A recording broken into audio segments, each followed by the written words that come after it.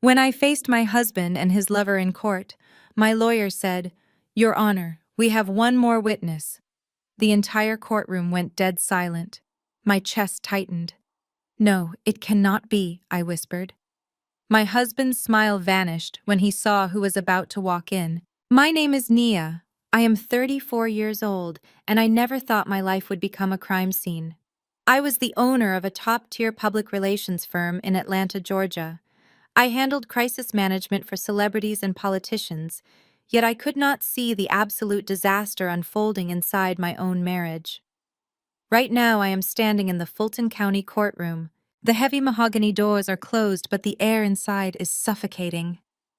Across the aisle sits DeAndre, my soon-to-be ex-husband, wearing the custom Italian suit I bought him for our anniversary. Beside him is Jasmine. She is not just his mistress. She is my sister-in-law, the woman married to DeAndre's own brother. Jasmine sits there with a smug grin, wearing a diamond tennis bracelet that I later discovered was purchased with my stolen money. For months, they had dragged my name through the mud. They froze my business accounts. They told the judge I was mentally unstable. They almost got away with taking everything I had built from the ground up. DeAndre is looking at me with that same arrogant smirk he used to manipulate me for years. He thinks he has won. He thinks all the evidence was destroyed in the car crash. But then my attorney Elias Cole stands up. He straightens his tie and looks directly at the judge. "Your Honor, the defense calls our final witness to the stand." The judge frowns, looking over his docket. DeAndre's lawyer objects immediately, claiming there are no more witnesses on the list. Elias just smiles, a cold, calculating smile. "I assure you, Your Honor, this witness is highly relevant to the wire fraud and attempted murder charges." The judge nods and gestures to the bailiff. "Open the doors." DeAndre rolls his eyes, leaning back in his chair, completely unbothered. Jasmine checks her nails. To understand how we ended up in this courtroom, we have to go back 8 months, to the night my perfect life started falling apart. It was a crisp October evening in Atlanta. I was hosting my PR firm's biggest annual charity gala at the Fox Theater. The room was packed with the city's elite. Mayors, professional athletes, and corporate executives filled the room. I had spent 6 months planning every single detail. The champagne was flowing, the crystal chandeliers were glittering, and I was in my element. I wore a stunning emerald green gown, shaking hands, and securing high-dollar donations for a local children's hospital. DeAndre was supposed to be by my side, but he had called earlier that afternoon claiming an emergency meeting with his wealth management clients. I brushed it off. He was always working just like me. We were the ultimate power couple, or so I thought. Toward the end of the evening, the venue manager approached me discreetly. He was an older gentleman named Robert, always polite, but tonight he looked incredibly uncomfortable. He pulled me aside near the grand staircase. "Ms. Nia, I am so sorry to bother you, but there seems to be an issue with the final payment for the catering and floral arrangements." I laughed lightly, waving my hand. "Oh, just run the corporate American Express on file, Robert. I authorized it yesterday." He looked down at his clipboard, his face flushing red. "We did run it, ma'am. 3 times. It was declined." I froze. The music from the ballroom seemed to fade into a dull roar. "That is impossible," I said, keeping my voice low so the nearby guests would not hear. "That account has a limit of $100,000 and the balance is paid in full every month. Please try it again." I watched as he pulled out the mobile terminal and swiped the heavy metal card. A bright red error message flashed on the screen. "Insufficient funds." A cold drop of sweat rolled down my spine. The mayor of Atlanta was standing just 10 feet away from me. My biggest corporate client was at the bar. If word got out that my public relations firm could not even cover its own event costs, my reputation would be ruined overnight. "Excuse me for one moment," I told Robert, maintaining a perfectly composed smile despite the absolute panic rising in my chest. I walked calmly toward the VIP restrooms, nodding at guests along the way. The second the heavy door closed behind me, I locked myself in a marble stall and pulled out my phone. My hands were shaking so badly I could barely type in my banking password. I took a deep breath, trying to steady my racing heart. I kept telling myself it was just a bank error. Sometimes fraud prevention triggers on large purchases, especially at evening events. Yes, that had to be it. Just a simple security hold. But the knot in my stomach told a different story. I remembered the odd behaviors DeAndre had been exhibiting over the past few weeks. The late-night phone calls he took in the garage, the sudden password changes on his laptop, the way he would quickly minimize his browser windows whenever I walked into his home office. I had dismissed all of it because I trusted him implicitly. He was my husband, my partner, the man who managed our joint finances because he was the expert. I was the creative force, the communication strategist. He was the numbers guy. We built a life on absolute trust. Now standing in a bathroom stall in a designer gown, that trust felt like a noose around my neck. I opened my banking app, staring at the loading screen as the little circles spun around and around. When the dashboard finally loaded, I had to blink hard. I rubbed my eyes, thinking the dim lighting was playing tricks on me. But the numbers did not change. The balance in my firm's primary operating account was zero. I quickly switched to our joint business savings account. That account was supposed to hold $250,000. It was our safety net, the capital I had saved for the firm's upcoming expansion into the Miami market. The screen showed an available balance of $42.15. $250,000 had completely vanished. I clicked on the transaction history. Earlier that week, there were three massive wire transfers: 80,000, 90,000, and 80,000, all sent to an external account under a name I did not recognize. A shell company. My chest heaved. I could not breathe. I was having a full-blown panic attack in a bathroom stall while hundreds of guests waited for me outside. I somehow managed to transfer funds from my personal savings to cover the gala, smiling my way through the rest of the night like a seasoned professional. But the second the event ended, I drove straight home, breaking several speed limits along the way. I burst through the front door of our Buckhead estate. The house was completely dark, except for the glow of the television in the living room. DeAndre was sitting on the leather sofa, sipping a glass of expensive bourbon. He looked up completely relaxed. "Hey, baby? How was the gala?" he asked smoothly. I threw my purse on the kitchen island and marched over to him. "Where is the money, DeAndre?" My voice was shaking with rage.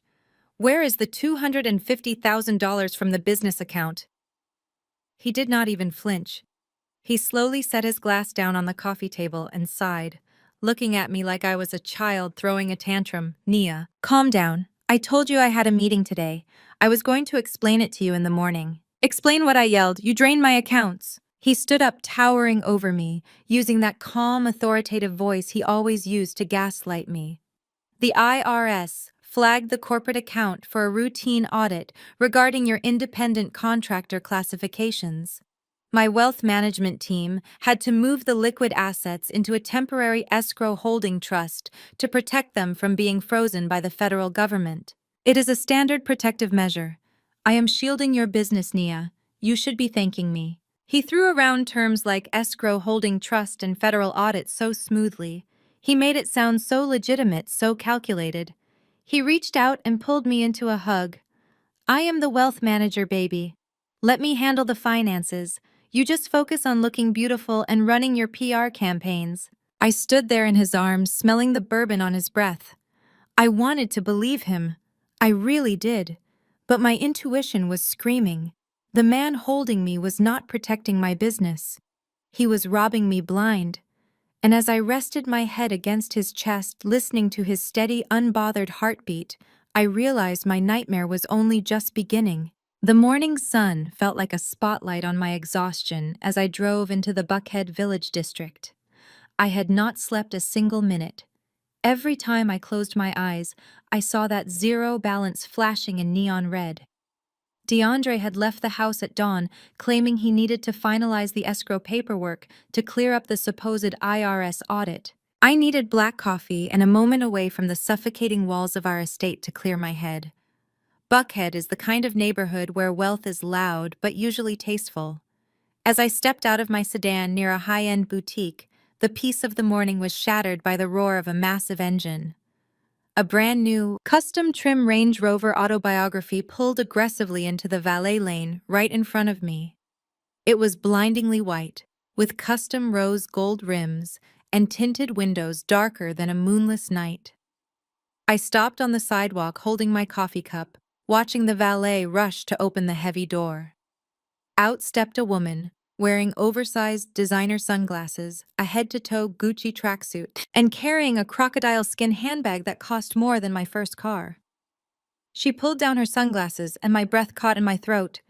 It was Tasha, DeAndre's younger sister. Tasha had not held a steady job since the Obama administration. She was a professional couch surfer who lived in a cramped apartment on the South Side, constantly complaining about her bad luck and asking DeAndre for loans she never repaid. Yet here she was, tossing the keys of a luxury SUV to the valet like she was royalty. She strutted toward the boutique entrance, her acrylic nails tapping against her phone screen, completely oblivious to the world around her. I stood frozen. My mind went back to the 3 wire transfers I saw last night. 80,000, 90,000, 80,000, totaling $250,000.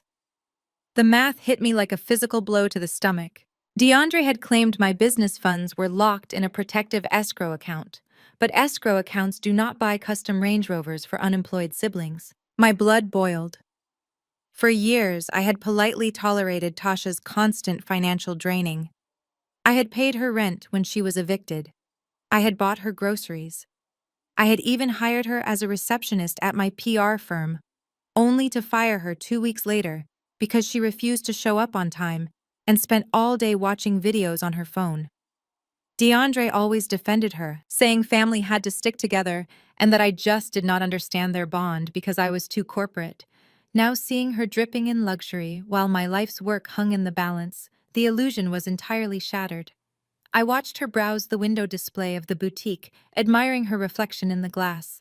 She looked incredibly proud of herself, completely unaware of the destruction funding her sudden upgrade. Seeing my stolen money parked in front of me overrode my common sense. I tossed my half-empty coffee cup into a nearby trash can and marched straight toward her. I needed to look her in the eyes and see if she knew exactly where her wealth came from. My body vibrated with a mix of adrenaline and betrayal. I stepped up right behind her as she reached for the boutique door handle. I took a deep breath, steeling myself. My mind raced with all the sacrifices I had made to build my business, the late nights, the missed holidays, the relentless grind.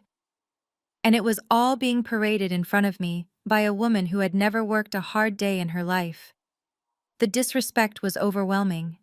I clenched my fists, letting the anger sharpen my focus. I would let her know that I saw right through the charade. "Well, look who it is," I said, my voice laced with ice. Tasha spun around. For a fraction of a second, a flash of guilt crossed her face, but she masked it with her signature obnoxious smirk. "Nia, what are you doing out here? Shouldn't you be chained to your desk at that little agency of yours?" I looked her up and down, taking in the designer logos plastered across her chest, and then slowly shifted my gaze to the gleaming white Range Rover in the valet zone. Beautiful car, Tasha. Autobiography edition. Custom rims. That has to be pushing 150 grand. Did you win the lottery, or did a rich uncle pass away? Tasha shifted her weight, crossing her arms defensively, making sure her new diamond watch caught the morning sun. Actually, my brother knows how to take care of his real blood. DeAndre surprised me with it yesterday. He said I deserved a fresh start and a reliable vehicle to get my styling business off the ground. He always says you work too much, Nia. You are always so stressed and busy, you forget how to take care of your man and his family. I guess he finally stepped up to show me the appreciation you never could. The words real blood echoed in my head. My internal monologue raced. A fresh start. A reliable vehicle. She was parroting DeAndre's excuses. He bought this car yesterday, the exact same day my corporate card was declined. The exact same day $250,000 vanished into a phantom account. He had not just stolen from me. He had used my blood, sweat, and tears to finance his sister's ridiculous fantasies, just to stroke his own ego. It was sick. It was a complete violation of everything a marriage was supposed to be. I took a step closer to her, invading her personal space just enough to make her step back. "It is a stunning vehicle, Tasha," I said, keeping my tone terrifyingly calm. "I just hope DeAndre remembered to prepay the premium insurance and the gas for the year. Because a V8 engine gets about 14 miles to the gallon, and those custom rose gold rims cost a fortune to repair when you inevitably scrape them on a curb outside your apartment complex. It would be a real shame if your new reliable vehicle got repossessed next month because you cannot afford the maintenance." Tasha's smirk faltered. Her eyes narrowed into angry slits. "You are just jealous, Nia. You have always been jealous of how close DeAndre and I are. You think your money makes you better than us, but at the end of the day, he chose to bless me. You cannot stand seeing someone else shine." I smiled a cold, tight smile that did not reach my eyes. "Enjoy the ride, Tasha. Just make sure you keep the receipt." I turned on my heel and walked away, leaving her glaring at my back. I did not need to hear another word. I had my confirmation. The money was not locked in an IRS escrow. It was actively being spent. I drove straight home, bursting through the front door, just as DeAndre was coming down the stairs, dressed in his crisp golf attire. He smiled brightly, acting as if nothing was wrong in the world. "Hey, baby, I thought you went to the office early." I dropped my keys on the console table with a loud clatter that echoed through the massive foyer. "I just ran into Tasha in Buckhead," I said, my voice eerily flat. "She was driving a brand new custom Range Rover. She told me you bought it for her yesterday." DeAndre froze on the bottom step for a split second, but his recovery was absolutely seamless. He let out a heavy sigh and rubbed his temples, adopting the posture of a misunderstood man. "Nia, please, do not start this today. It was a lease. I used my quarterly firm bonus to put down the deposit. Tasha has been struggling and she needed a break. It has nothing to do with your business accounts. Do not lie to me, DeAndre. My accounts were drained yesterday, and today she is driving a luxury SUV. Do you think I am stupid?" He grabbed my shoulders, looking down at me with pity and disappointment.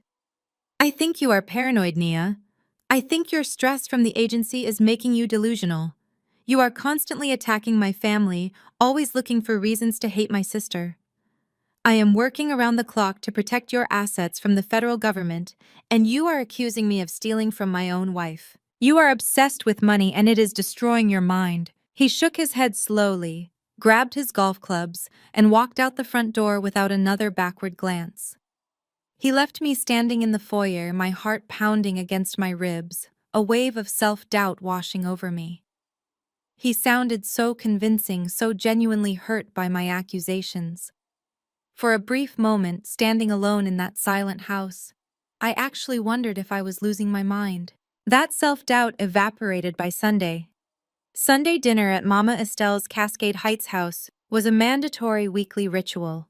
It was supposedly a time for family bonding, but in reality, it was a masterclass in passive aggression and psychological warfare.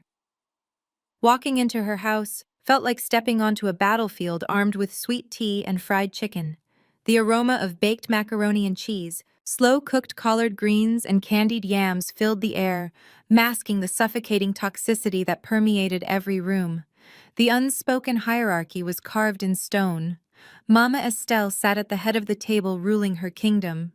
DeAndre, her youngest and undeniable golden child, sat to her right. Terrence, the reliable but overlooked older brother, sat further down. Tasha took her usual spot, loudly chewing ice, conveniently forgetting our confrontation. Then there was Jasmine, Terrence's wife. She had recently secured the highest rank a woman could achieve in Mama Estelle's eyes by giving birth to the first male grandchild, little Lucas. And finally, there was me, the outsider. The woman who funded their lavish lifestyles, but was never truly considered one of them because my bank account was larger than my submissiveness. The walls were covered with framed photographs of DeAndre's college graduation and high school sports trophies, while Terrence's architectural degrees were relegated to a dark hallway. This visual favoritism set the stage for everything that happened at this table. The oak table was set with Mama Estelle's fine china to remind everyone of her refined tastes. I sat quietly, pushing glazed ham around my plate with a neutral expression. The constant clinking of heavy silverware against the fine porcelain plates seemed absolutely deafening. Everyone knew I had fired Tasha. Everyone knew my firm caused me tremendous stress.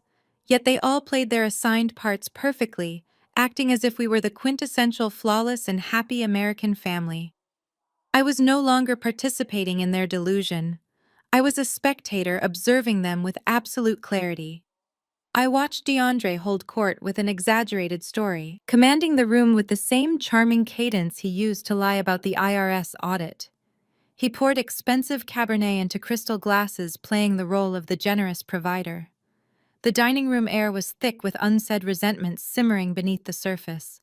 I took a slow sip of my water, my eyes scanning the faces of the people who were supposed to be my family, realizing for the very first time that I was entirely surrounded by enemies. Mama Estelle dabbed her mouth with a linen napkin and turned her full beaming attention toward Jasmine. "Jasmine, baby, this potato salad is absolutely divine," Mama Estelle proclaimed loudly, making sure her voice carried over the jazz playing softly in the background. "You are just a natural homemaker." It brings my heart so much joy to see Terrence married to a real woman who knows her true priorities. A woman who understands that her greatest achievement will never be found in a boardroom, but in raising a strong, healthy son for this family. Jasmine smiled modestly, tucking a perfectly curled strand of hair behind her ear.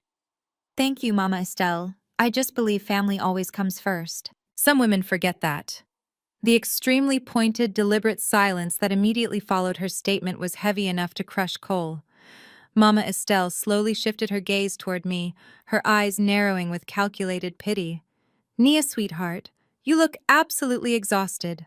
I heard through the grapevine that you are practically living at that little agency of yours. Are you sure all that stress is good for your health? A woman's biological clock does not pause just because she wants to play corporate boss. You are 34 years old. Money cannot keep you warm at night, and an empty house is a tragic thing for a married man to come home to." DeAndre did not defend me. He never did. He simply took a sip of his wine and looked at his plate. I forced my face to remain perfectly placid. "My business is doing exceptionally well, Mama Estelle," I replied smoothly. "We are expanding to Miami next quarter. It takes dedication to build generational wealth." Mama Estelle scoffed softly. "Generational wealth is meaningless if you do not have a generation to leave it to. Look at Jasmine. She gave this family little Lucas, and she still manages to look radiant." As if on cue, Jasmine reached across the table to grab the basket of warm cornbread. As her arm extended, the sleeve of her silk blouse slid up, revealing her wrist. The overhead crystal chandelier caught the light, sending a blinding sparkle across the room. Wrapped around Jasmine's wrist was a breathtaking, thick diamond tennis bracelet. The stones were massive and set in a distinct, intricate platinum clasp. My breath hitched. The air left my lungs. Just 3 days ago, while frantically digging through DeAndre's credit card statements, trying to find the missing business funds, I had noticed a bizarre charge. It was an $8,500 transaction at Marcel's Fine Jewelers, an exclusive boutique in Buckhead, known for bespoke platinum clasps. When I had asked DeAndre about it, he claimed it was a corporate gift for a retiring female executive at his firm. He even showed me a fake invoice to prove it. I stared at the bracelet on Jasmine's wrist. The intricate platinum clasp was unmistakable. The $8,500 corporate gift was sitting right in front of me, sparkling on my sister-in-law's wrist. "Oh, Jasmine," Tasha squealed, practically dropping her fork. "That bracelet is gorgeous." "Terrence, you really outdid yourself this time." Terrence paused with his glass halfway to his mouth, a look of genuine confusion washing over his face. He blinked, looking at his wife's wrist as if he was seeing the jewelry for the very first time. "I definitely did not buy that for you," Terrence said slowly. Jasmine pulled her arm back instantly, covering the diamonds with her sleeve. A flash of pure panic crossed her eyes before she let out a loud, unnatural laugh. "Oh, Tasha, you know I have been saving my real estate commission checks," Jasmine lied smoothly. "I decided to treat myself for closing that commercial property last month. A working mom deserves a little reward, right?" I said nothing.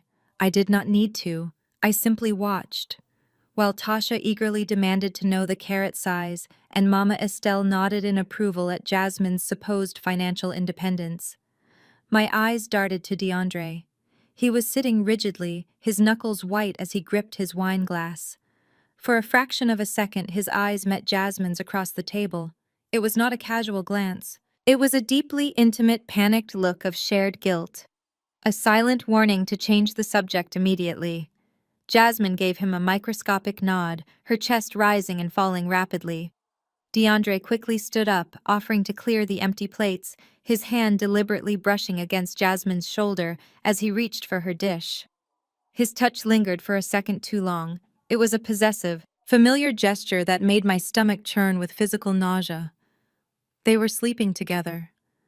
The realization hit me like a freight train. The missing $250,000, the hidden bank accounts, the sudden diamond bracelet, the lingering touches. My husband was not just stealing my money to fund his sister's lifestyle. He was stealing my money to play provider for his brother's wife. Before the heavy silence could swallow me whole, Terence cleared his throat. He looked at Mama Estelle, his kind face set in a firm protective line. "Mama, you need to stop getting on Nia about having kids," Terence said, his voice steady and respectful, but unwavering. "Nia is building a massive empire. She employs 24 people. She works harder than anyone I know, and she takes incredible care of my brother. DeAndre is lucky to have a partner who is so driven. We should be celebrating her ambition, not tearing it down." I looked at Terence, my heart breaking into a million jagged pieces. He was so completely sincere. He was a genuinely good man, a devoted father, and a loving brother who always tried to keep the peace. He was sitting there defending my honor to his mother, completely oblivious to the fact that his own wife and his own brother were engaging in a sickening affair right under his nose.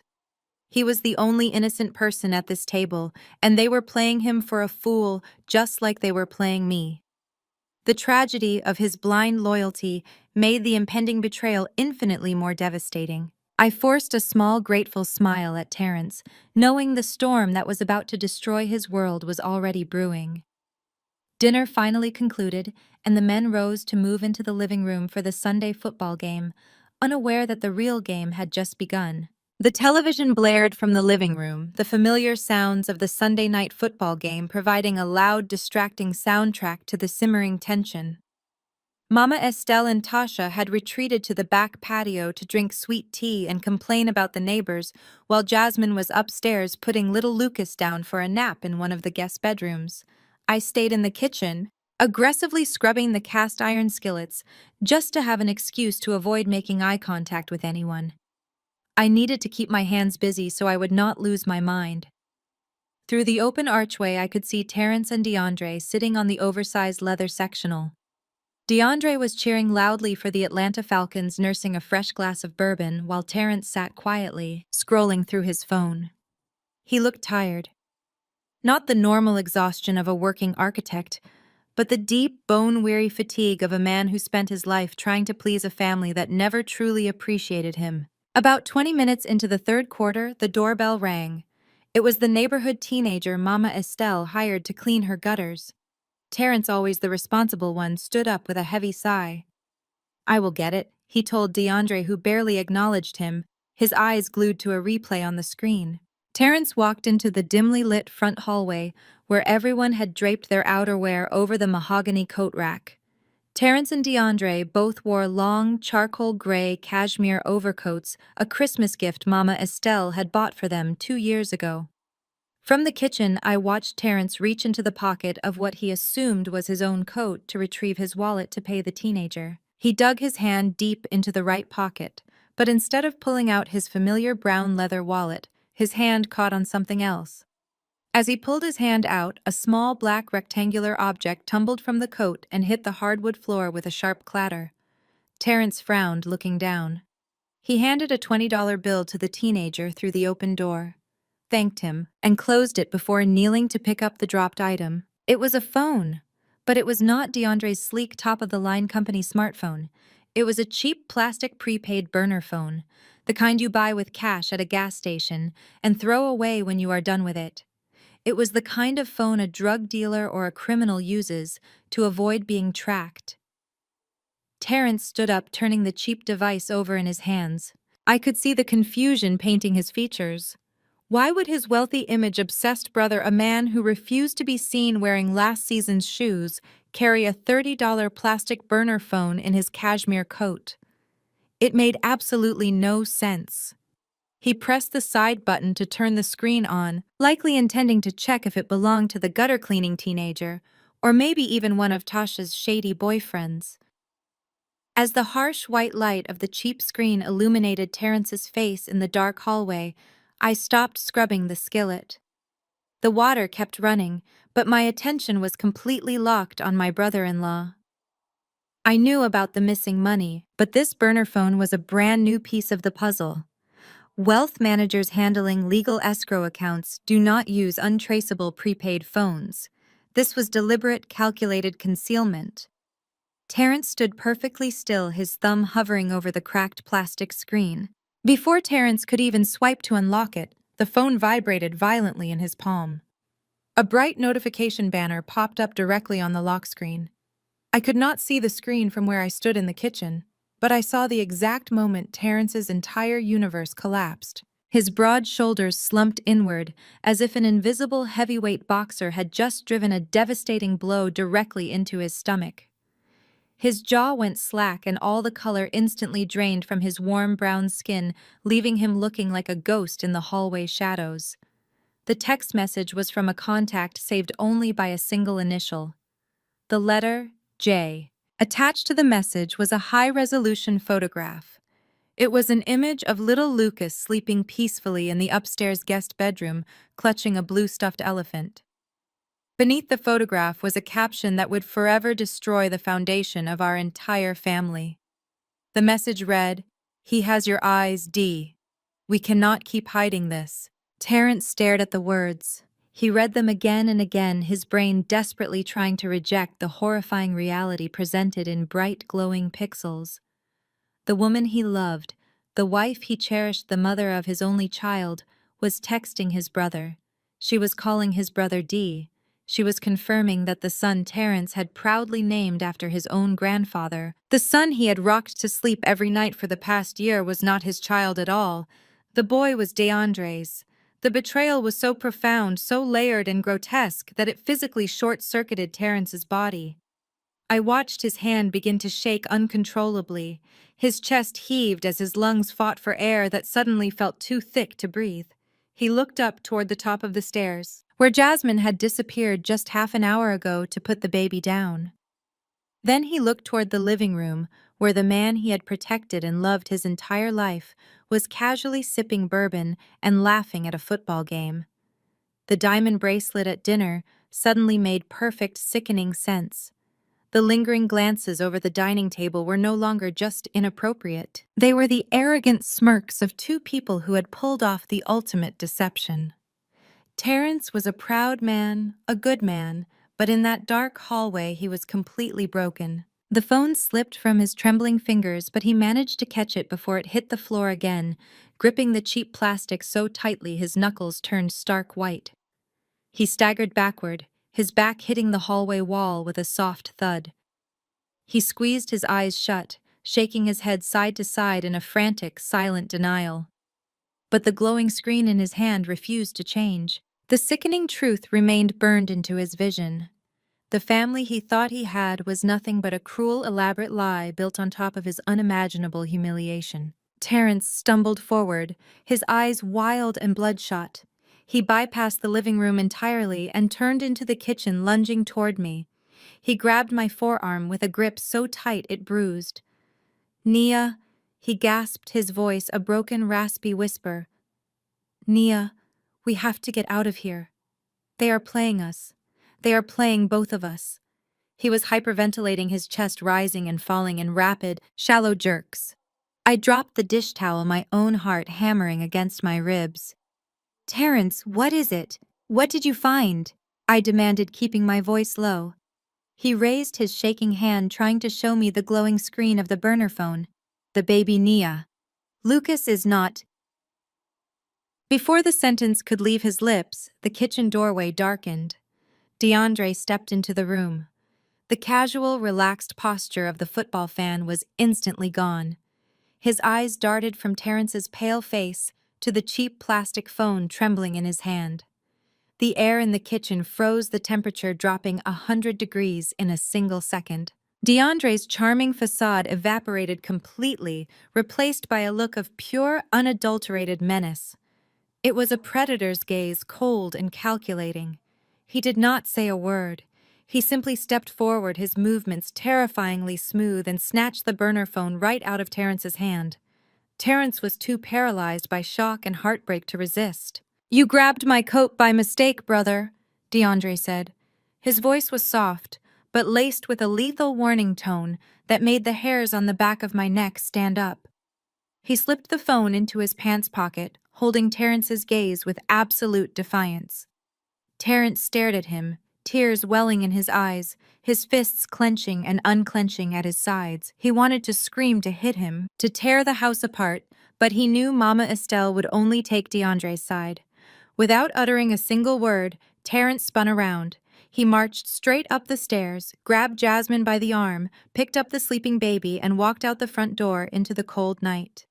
I stood frozen in the kitchen, listening to the heavy slam of the front door echoing through the quiet house. DeAndre slowly turned his terrifying empty gaze toward me, offering a chilling, perfect smile. "Just a misunderstanding at work, baby," he lied smoothly, walking back to his game.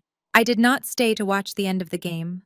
I grabbed my purse, walked out the back door, and drove back to our estate in Buckhead. The silence in my car was deafening, a sharp contrast to the chaotic storm raging in my mind. DeAndre came home hours later. He walked into our bedroom, kissed my forehead like a devoted husband, and climbed into bed. Within 10 minutes, his breathing slowed into a steady, rhythmic pattern. He fell asleep instantly. That is the terrifying thing about true sociopaths. They do not lose sleep over the lives they destroy. I lay awake for hours staring at the vaulted ceiling. The digital clock on the nightstand glowed a sinister red. 2:14 in the morning. My intuition was screaming so loudly it felt like a physical pressure building behind my eyes. Every instinct I had honed as a businesswoman was telling me that I was standing on a trapdoor and DeAndre was about to pull the lever. I slipped out from under the heavy down comforter, grabbed my silk robe, and tiptoed out of the master suite. I went down to the kitchen and poured myself a glass of cold water. Just as I raised the glass to my lips, my phone buzzed on the granite counter. The sudden vibration in the dark kitchen made me jump, spilling water down my hand. I looked at the bright screen. It was Terrence calling. I answered immediately, pressing the phone tight against my ear. "Terrence, where are you?" I whispered frantically. The background noise on the line was chaotic. I could hear the roar of a car engine being pushed to its absolute limit, the wind violently whipping against the windows. "Nia, listen to me," Terrence panted. His voice was completely frantic, lacking all of its usual calm, measured tone. I dropped Jasmine and the baby off at her mother's house. I could not look at her. I could not be in the same room with her. I went straight to my architectural office. I needed to know the truth, Nia. I knew DeAndre was careful with his own electronics, but Jasmine is careless. She always uses the same password for everything. I logged into her cloud backup from my secure network. Terrence took a sharp, jagged breath. I could hear his tires gripping the asphalt tightly as he took a sharp turn. "He is draining your company, Nia." DeAndre set up a shell corporation called Apex Heritage Holdings. He registered it in Delaware 3 months ago. I found the incorporation documents saved in a hidden folder on Jasmine's hard drive. He used her maiden name as the registered agent. He is not protecting your assets from an IRS audit. There is no audit. He is systematically liquidating your PR firm's operating capital and funneling it directly into an irrevocable trust attached to that shell company. I gripped the edge of the kitchen counter so hard my knuckles throbbed. The $80,000, $90,000, and $80,000 wire transfers flashed in my mind. My stomach dropped into a bottomless pit. "He is stealing everything!" Terrence continued, his voice rising in absolute panic. "I found the emails between DeAndre and a shady offshore attorney. He is forging your signature on the authorization forms. He is taking out massive lines of commercial credit against your firm's revenue. Once the accounts are completely drained, he is going to leave you holding the bag for millions of dollars in fraudulent corporate debt. He wants to bankrupt you, Nia.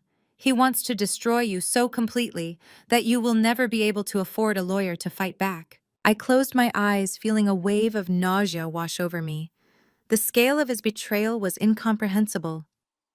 My husband, the man who vowed to protect me, was engineering my total financial execution. I asked him where the money was going. Terrence explained that the trust was designed to be untouchable by marital assets during a divorce. DeAndre was legally moving my hard-earned wealth into a fortress I could not breach. He was using his expertise as a wealth manager not to grow our future, but to meticulously dismantle mine. Terrence sounded like he was on the verge of a panic attack as he described the spreadsheets he had uncovered.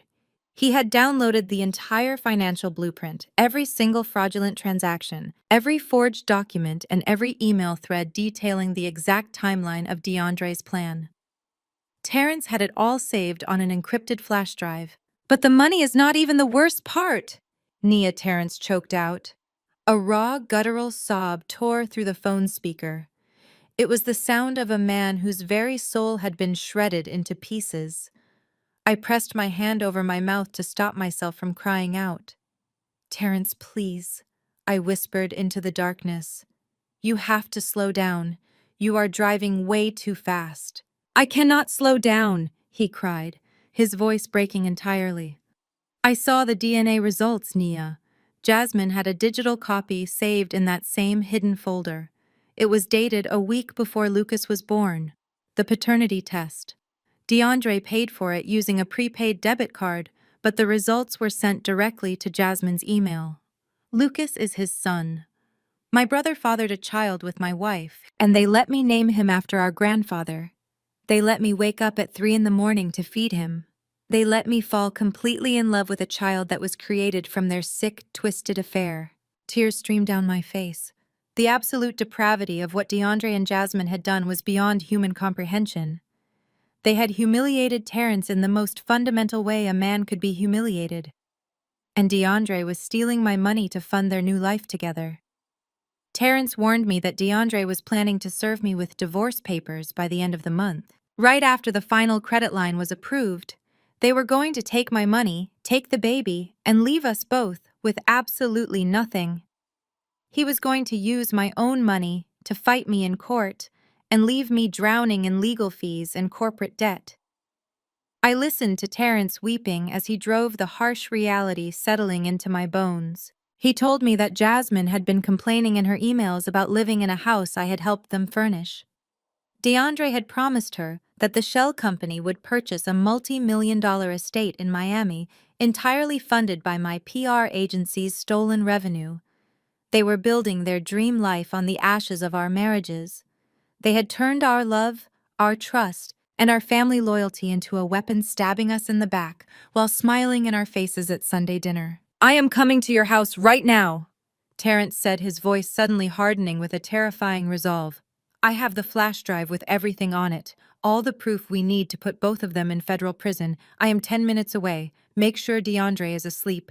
Meet me in the driveway. I will be ready. I told him, my own tears drying as pure, unadulterated rage took over my body. Drive safely, Terrence. I will see you in a few minutes. I pulled the phone away from my ear to hang up, but Terrence's voice suddenly spiked into a frantic, panicked yell. Nia, something is wrong. I pressed the phone back to my ear. What is it? What is happening? My brakes. Terrence screamed, the sheer terror in his voice vibrating through my bones. I am pressing the brake pedal all the way down to the floorboard, but the car is not slowing down. The pedal is completely loose. Nia, the brakes are entirely gone. A cold spike of absolute horror drove itself through my chest. Terrence pulled the emergency brake. Steer into the embankment. Do it now. I am trying, he yelled over the deafening roar of the accelerating engine. It is not engaging. Oh my God. The intersection. There is a huge truck. Terrence, I screamed into the darkness of my kitchen. Mid-sentence, Terrence let out a blood-curdling scream. The sound that followed will haunt my nightmares until the day I die. The violent, ear-splitting shriek of tires burning against asphalt, instantly followed by the deafening explosion of shattering glass and the horrific crunching impact of heavy metal twisting and snapping under massive force. The sheer violence of the crash blasted through the tiny speaker. Then the line went completely dead. Absolute terrifying silence. I stood frozen in this dark kitchen, the dead phone still pressed against my ear. The terrifying silence stretched on for what felt like an eternity, before my brain finally registered the catastrophe that had just occurred. I dropped the glass of water. It shattered against the hardwood floor, but I did not care. I sprinted back upstairs, threw on sweatpants over my silk robe, grabbed my keys, and ran out the door. I drove like a mad woman through the empty streets of Atlanta. My mind was racing with horrific images of twisted metal and shattered glass. I dialed Terrence's number over and over again, but it went straight to voicemail every single time. It took the police over an hour to locate the wreckage and notify the family. The call directed us to Grady Memorial Hospital, the premier trauma center in the city. When I burst through the sliding glass doors of the emergency room, the chaotic energy of the hospital hit me like a physical wall. The harsh fluorescent lights buzzed overhead. Nurses and doctors sprinted down the linoleum corridors, pushing gurneys and shouting medical codes I did not understand. The sterile smell of bleach and rubbing alcohol made my stomach churn violently. I ran to the reception desk, my hands shaking so badly I could barely spell Terrence's last name for the triage nurse. She gave me a sympathetic, terrifying look and pointed toward the surgical waiting area. I found the lead trauma surgeon and a police officer standing near the double doors of the intensive care unit. The surgeon delivered the devastating news with a somber clinical detachment that made my blood run cold. Terrence had suffered massive head trauma. The impact of the collision had caused severe brain swelling. He was completely unresponsive at the scene and had to be intubated immediately. They had placed him in a medically induced coma to try and relieve the pressure on his brain, but the prognosis was incredibly grim. The surgeon refused to promise he would ever wake up. My knees buckled. I leaned against the cold, cinder-block wall to keep from collapsing.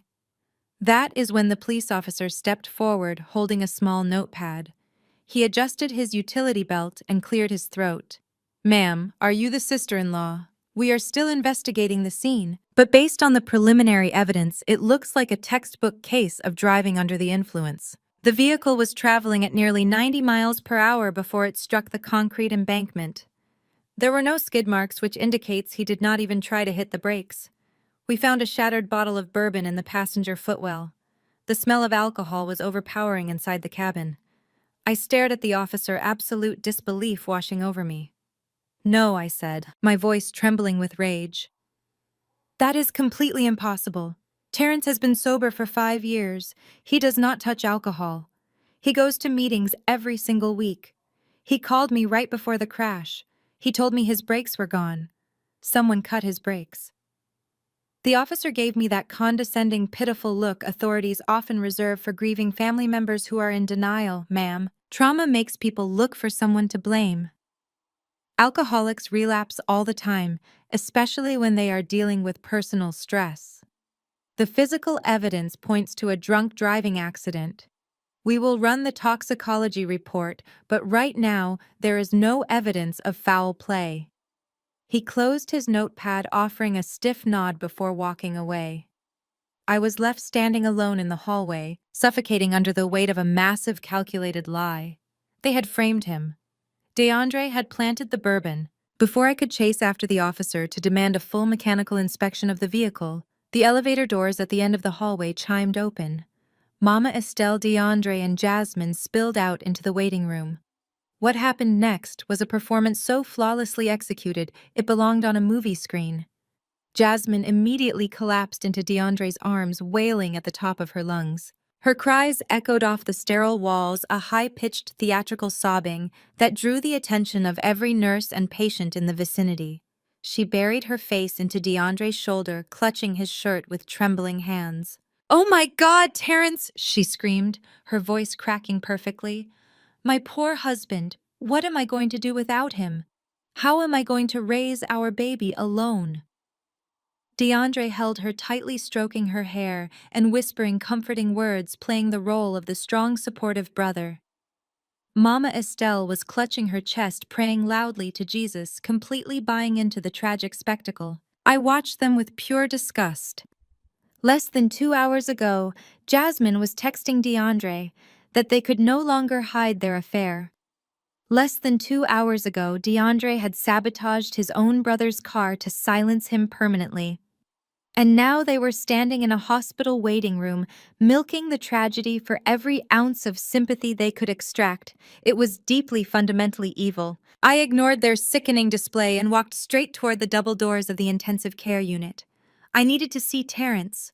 I needed to see if he was still breathing, if he was still fighting. I pushed the heavy door open, but before I could take 3 steps down the restricted corridor, a firm hand grabbed my arm. It was a charge nurse, her expression stern and apologetic. "Excuse me, ma'am," she said, stepping in front of me to block my path. "Only immediate family and the designated next of kin are allowed in the ICU trauma bay right now. The patient is in critical condition." I pulled my arm away, my heart pounding. "I am family. He is my brother-in-law. I need to see him. Just for a minute." The nurse shook her head.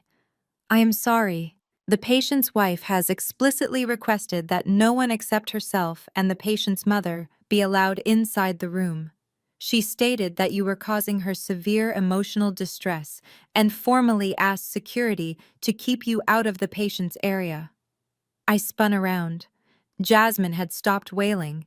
She was standing a few feet away, her eyes dry and terrifyingly cold. She wiped a fake tear from her cheek and stepped forward, flanked by DeAndre. "She is right, Nia," Jasmine said, her voice dropping its hysterical pitch to a calm, authoritative tone. "I am his wife. I hold his medical power of attorney. This is a very sensitive time for our family, and Terrence needs peace. You have always brought too much drama into this family. I will not let you disturb him while he is fighting for his life. You need to leave." I clenched my fists so hard my fingernails bit into my palms. "You lying, manipulative snake," I hissed, stepping toward her. "You do not care if he lives or dies. You are the reason he was out on that road in the first place." Jasmine dramatically gasped and stepped behind DeAndre, cowering as if I had physically struck her. DeAndre immediately stepped between us, puffing out his chest. "Nia, back off right now," DeAndre commanded, his voice echoing in the quiet hallway. "You are entirely out of line. My brother is lying in a coma, and you are attacking his grieving wife. Security is going to escort you out if you cannot control your psychotic outbursts." He turned to the charge nurse, flashing his most charming, persuasive smile despite the grim circumstances. "I am so sorry for her behavior. My brother had some personal belongings recovered from the crash site: his briefcase, his laptop, and his keys. As the family's financial advisor, I need to secure those items immediately to ensure his business operations are not compromised during his incapacitation."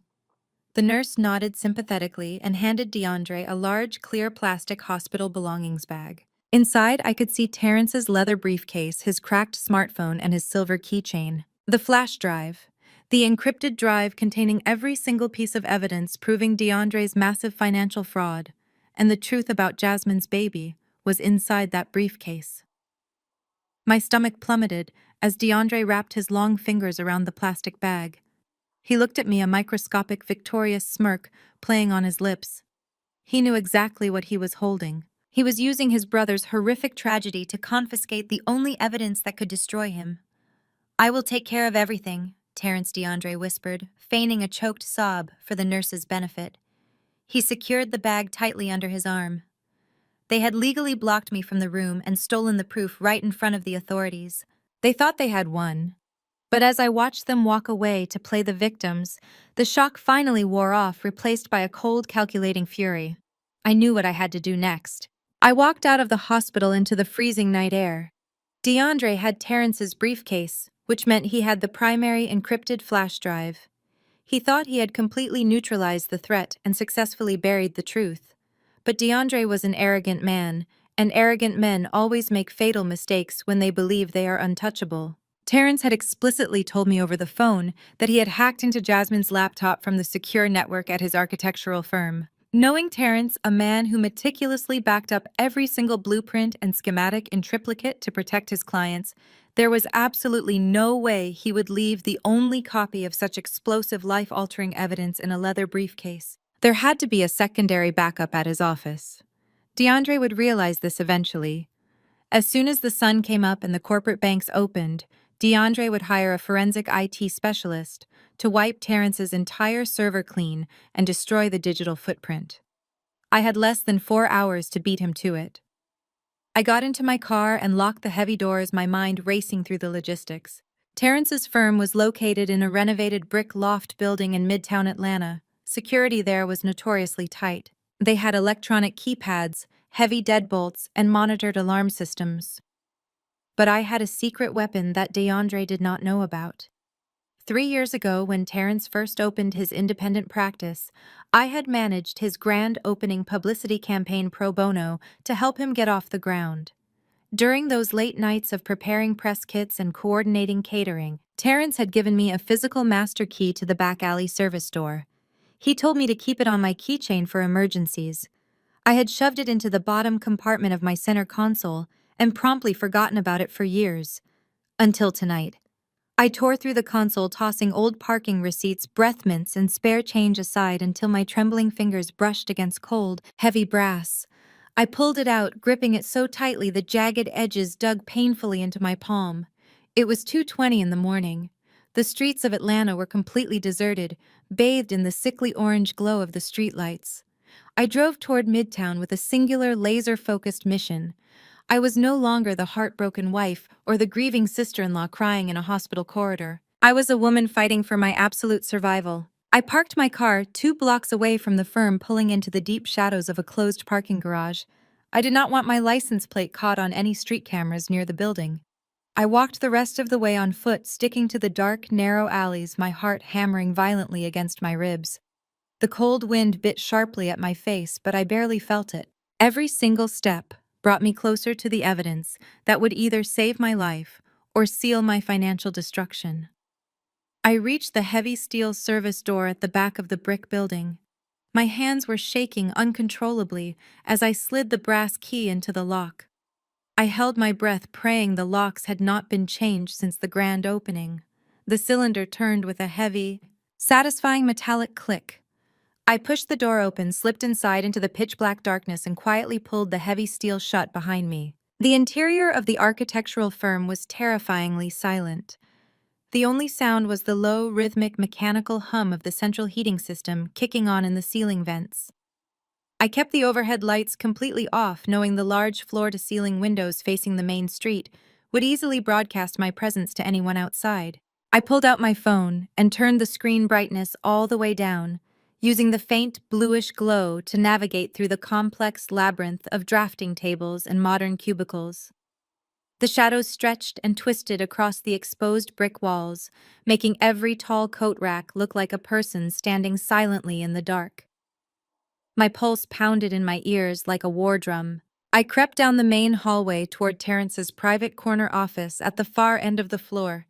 The heavy glass door was unlocked. I slipped inside and closed it gently behind me to muffle any sound. I shined my phone light across his massive oak desk. It was completely cleared off. The docking station where he usually kept his high-powered architectural laptop was entirely empty. DeAndre had not just taken the briefcase from the hospital waiting room. He must have sent someone or come here himself earlier in the evening to clear out the primary hardware before heading to Grady Memorial. Panic began to rise in my throat, hot, bitter, and suffocating. If the laptop was already gone, maybe the backups were gone too. I forced myself to breathe slowly. I closed my eyes and tried to think exactly like Terrence. Terrence was an old-school architect. He thought in terms of structural integrity, hidden foundations, and redundancy. He absolutely despised cloud storage for his most sensitive projects because he did not trust third-party servers with his intellectual property. He always kept a hard physical copy of his most important files, somewhere safe in his physical proximity. I began to tear the office apart, moving with frantic, desperate precision. I checked the tall metal filing cabinets, but they were locked tight and I did not have the key. I searched the expansive bookshelf, pulling down heavy volumes on modern design and urban planning, hoping a small drive was tucked behind them. Nothing. I dropped to my knees and checked behind the heavy oak desk, running my hands along the baseboards and feeling for loose wooden panels. Still nothing. The digital clock glowing on the wall flashed 3:15. Time was running out fast. DeAndre could have hired a hacker working remotely at this very second to wipe the remaining network drives from afar. I stood up, sweeping my dim phone light across the room one last time in pure desperation. My eyes landed on Terrence's secondary workstation situated in the far corner of the office. It was a massive vintage wooden drafting table that he used specifically for hand-drawing intricate blueprints. He loved that table. It was the only piece of furniture he had brought over from his very first cramped apartment. I walked over to it, my heart lodged firmly in my throat. I ran my hands over the smooth, slanted wooden surface. I checked the small supply drawers. They were empty except for drafting pencils and expensive architectural erasers. I was about to give up and leave when a distinct memory flashed in my mind.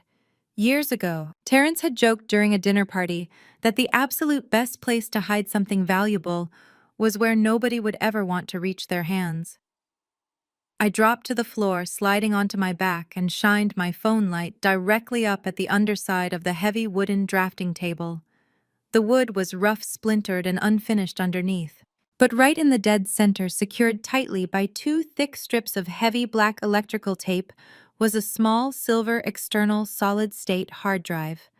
A wave of pure absolute relief washed over my entire body.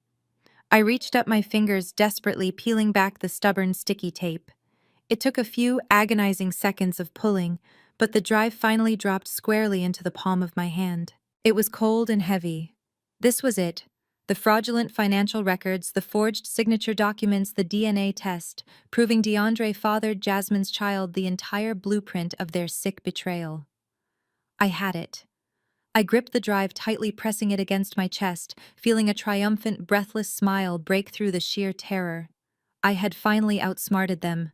I slipped the silver hard drive deep into the front pocket of my sweatpants, pushing it down safely. I turned off my phone screen, plunging the office back into total darkness, and began to make my way back toward the heavy glass door. I took exactly 3 steps before the entire building erupted in blinding, violent light. The overhead fluorescent bulbs slammed on all at once, searing my retinas. Before I could even raise my arm to shield my face, a booming, authoritative voice echoed aggressively through the hallway. Atlanta Police Department. Keep your hands exactly where I can see them. Drop to the floor right now. I froze in absolute paralyzing terror. 3 heavily armed police officers were standing squarely in the doorway of Terrence's office, their heavy tactical flashlights trained directly on my face, their hands resting menacingly on their holstered weapons. I slowly raised my hands above my head, my mind completely short-circuiting. How did they get here so fast? I had not tripped any electronic alarms. I used the physical brass key. "Do it now!" the lead officer screamed, stepping forward with his weapon half drawn. I dropped to my knees, the hard commercial flooring biting into my skin, and laid flat on my stomach, spreading my arms out.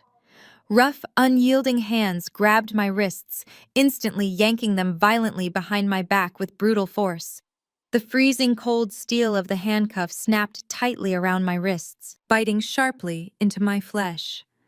"You are under arrest for commercial burglary and trespassing," the officer stated coldly, hauling me up to my feet by my arms. I looked up, completely disoriented and dizzy, and that is when I saw it. A small, discreet, wireless security camera mounted high in the corner of the ceiling, a tiny red recording light blinking steadily in the harsh lighting. Jasmine. While DeAndre was always focused on the big picture and the finances, Jasmine was deeply paranoid and meticulous about her surroundings. She had retained access to the firm's remote security camera feeds on her phone. She knew my personality. She knew I would not just give up and go home to sleep after being legally blocked at the hospital. She had been watching the live cameras from her phone in the hospital waiting room, just waiting for me to walk right into her trap. She had called the police and reported a break in the exact moment I opened the alley door. The officers pushed me forward, roughly marching me out of the office and down the brightly lit main hallway. I was shoved out the front glass doors of the building into the freezing night air. A marked squad car was waiting aggressively at the curb, its red and blue lights spinning violently, painting the surrounding brick walls in a chaotic, terrifying strobe effect. Neighbors from the adjacent luxury lofts were looking out their windows at the commotion. I was being paraded out into the street, like a common criminal stripped of my dignity, my public relations business, and my personal freedom.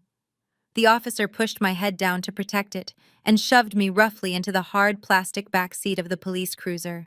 The heavy doors slammed shut, locking me inside a cramped, suffocating cage. They thought they had won this round flawlessly. But as the police car pulled away from the curb carrying me toward the downtown county jail, I shifted my weight in the uncomfortable, rigid seat. I could feel the cold, hard rectangle of the silver hard drive pressing safely against my thigh, completely undetected and hidden deep inside my pocket.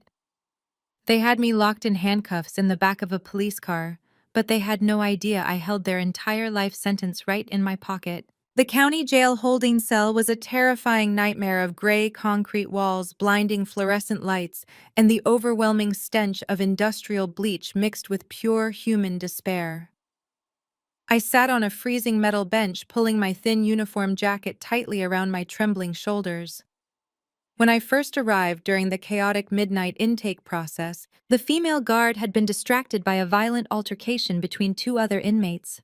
She had quickly patted me down, completely missing the small silver hard drive tucked deep into the fleece lining of my sweatpants pocket. Knowing a more thorough search or a transfer to a permanent cell block was imminent by morning, I knew I had to act fast.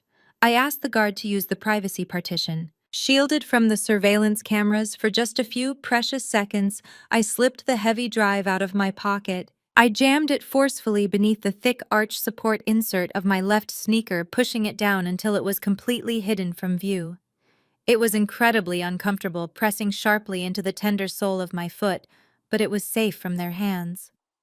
I spent the next 9 agonizing hours, wide awake, shivering violently, and listening to the terrifying echoes of slamming iron doors. By 10 in the morning, my name was finally called over the loud intercom. A guard escorted me down a long, sterile concrete corridor to the main release processing room. Standing firmly at the front desk, looking entirely out of place, in a sea of exhausted public defenders and weeping relatives, was Elias Cole. Elias was a legal shark in a bespoke 3-piece suit. He was a highly feared former federal prosecutor who had built a massive reputation for being absolutely ruthless in the courtroom. I knew him well because my public relations firm had successfully managed a brutal media fallout for one of his corporate clients a few years ago. I had used my one permitted phone call to wake him up at dawn, promising him double his usual retainer if he got me out of this nightmare. He looked me up and down with clinical detachment as the guard unlocked my heavy steel cuffs. "You look terrible," Nia Elias said, his voice a low, gravelly baritone that commanded instant respect from everyone in the room. "Let us get you out of here before the district attorney decides to process that felony trespassing upgrade." I grabbed my personal belongings from the plastic intake tray, my hands still shaking uncontrollably. "How did you get the duty judge to sign off on bail so fast?" I asked, matching his brisk pace as we walked out through the heavy double-glass doors into the blinding mid-morning sunlight. "I did not ask." The judge, Elias replied coldly, unlocking the doors to his sleek black town car parked at the curb. "I simply reminded the district attorney that I still possess the sealed financial files from his messy divorce 3 years ago. The charges are currently pending further review, which means you are free to go for now. But you need to tell me exactly what you were doing breaking into a midtown architectural firm at 2 in the morning." I slid into the luxurious leather passenger seat, the hard drive pressing reassuringly against the bottom of my foot. I took a deep breath. "I am going to tell you everything, Elias. But first I need you to take me home. I need to change my clothes and figure out my next move." Elias put the heavy car in drive. His sharp, calculating eyes studied me intensely in the rearview mirror. Whatever dangerous game you are playing, Naya, you are already losing it badly. The police report explicitly stated your sister-in-law tipped them off with remote camera access. This is a bitter family dispute bleeding heavily into criminal law. Those are always the most dangerous cases. You need to brace yourself because whoever set you up tonight is absolutely not finished yet. The drive to Buckhead took 20 agonizing minutes. When Elias pulled his town car up to the wrought iron gates of my massive estate, my stomach instantly dropped. The electronic gate code did not work at all. Elias had to use the intercom to request entry, but the line was completely disconnected. I got out of the car and walked up to the pedestrian side gate, forcing it open manually. I marched up the long, sweeping driveway, the expensive gravel crunching loudly under my sneakers. As I approached the grand double front doors, I reached into my bag for my house keys. I slid my gold key into the heavy brass deadbolt and turned it. It jammed solidly. I pulled it out and tried again, jiggling the handle frantically. The lock had been completely replaced. The brass was shiny and new, entirely different from the antique hardware I had picked out myself. Before I could fully process what this meant, the front door swung open. DeAndre stood in the doorway, dressed impeccably in a casual navy blazer and crisp white shirt, looking as fresh and relaxed as if he had just returned from a pleasant morning at the country club. Standing right beside him was a short, balding man, carrying a thick leather briefcase. It was DeAndre's aggressive divorce attorney. "Ah, Nia, you made bail," DeAndre said, his voice dripping with fake polite concern. "I am so relieved. We were terribly worried you might be a danger to yourself after last night's psychotic episode." I stared at him, my jaw tight. "What did you do to the locks?" "DeAndre, let me into my house right now." DeAndre sighed heavily, looking at his lawyer with a practiced expression of exhausted sadness. "This is exactly the erratic behavior I was talking about, Arthur. She is completely out of control." The balding lawyer stepped forward, pulling a massive stack of legal documents from his briefcase and thrusting them directly into my chest. I reflexively grabbed the heavy stack before it hit the ground. "Nia, you are officially being served," the lawyer stated in a sharp, nasal voice. "These are divorce proceedings initiated by your husband. Attached is a temporary emergency restraining order signed by a Fulton County judge an hour ago. You are legally required to remain at least 500 feet away from this residence, from DeAndre, and from his immediate family, which includes Jasmine and her child."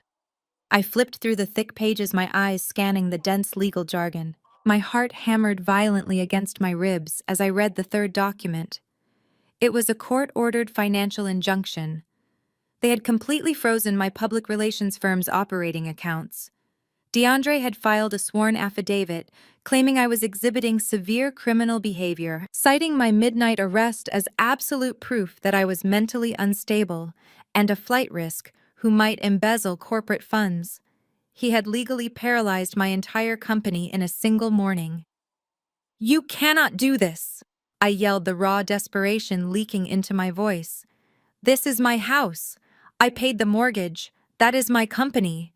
I built it from the ground up with my own hands. You are stealing my entire life." DeAndre shook his head, playing the wounded victim flawlessly for his attorney. "You broke into my brother's office while he is fighting for his life in a coma, Nia. You are mentally unwell. I have to protect the family assets from your destructive spiral. I have already arranged for a moving company to box up your personal clothing. They will deliver it to a cheap motel downtown by this evening. You are no longer welcome here." The lawyer checked his expensive gold watch and stepped back into the grand foyer, leaving DeAndre standing alone on the threshold. The second his attorney was completely out of earshot, DeAndre's pathetic victim facade vanished entirely. He stepped out onto the porch, invading my personal space, towering over me with cold malice. The smell of his expensive cologne made my stomach violently churn. He leaned down, his mouth hovering just inches from my ear. His voice was a venomous, terrifying whisper that chilled me down to the marrow of my bones. "I told you to let me handle the finances, baby," he whispered smoothly, relishing every single syllable. "You thought you were so smart, running your little business, looking down on my sister, acting like you were the absolute queen of this family. Now look at you. You are a convicted felon in dirty sweatpants standing on my porch.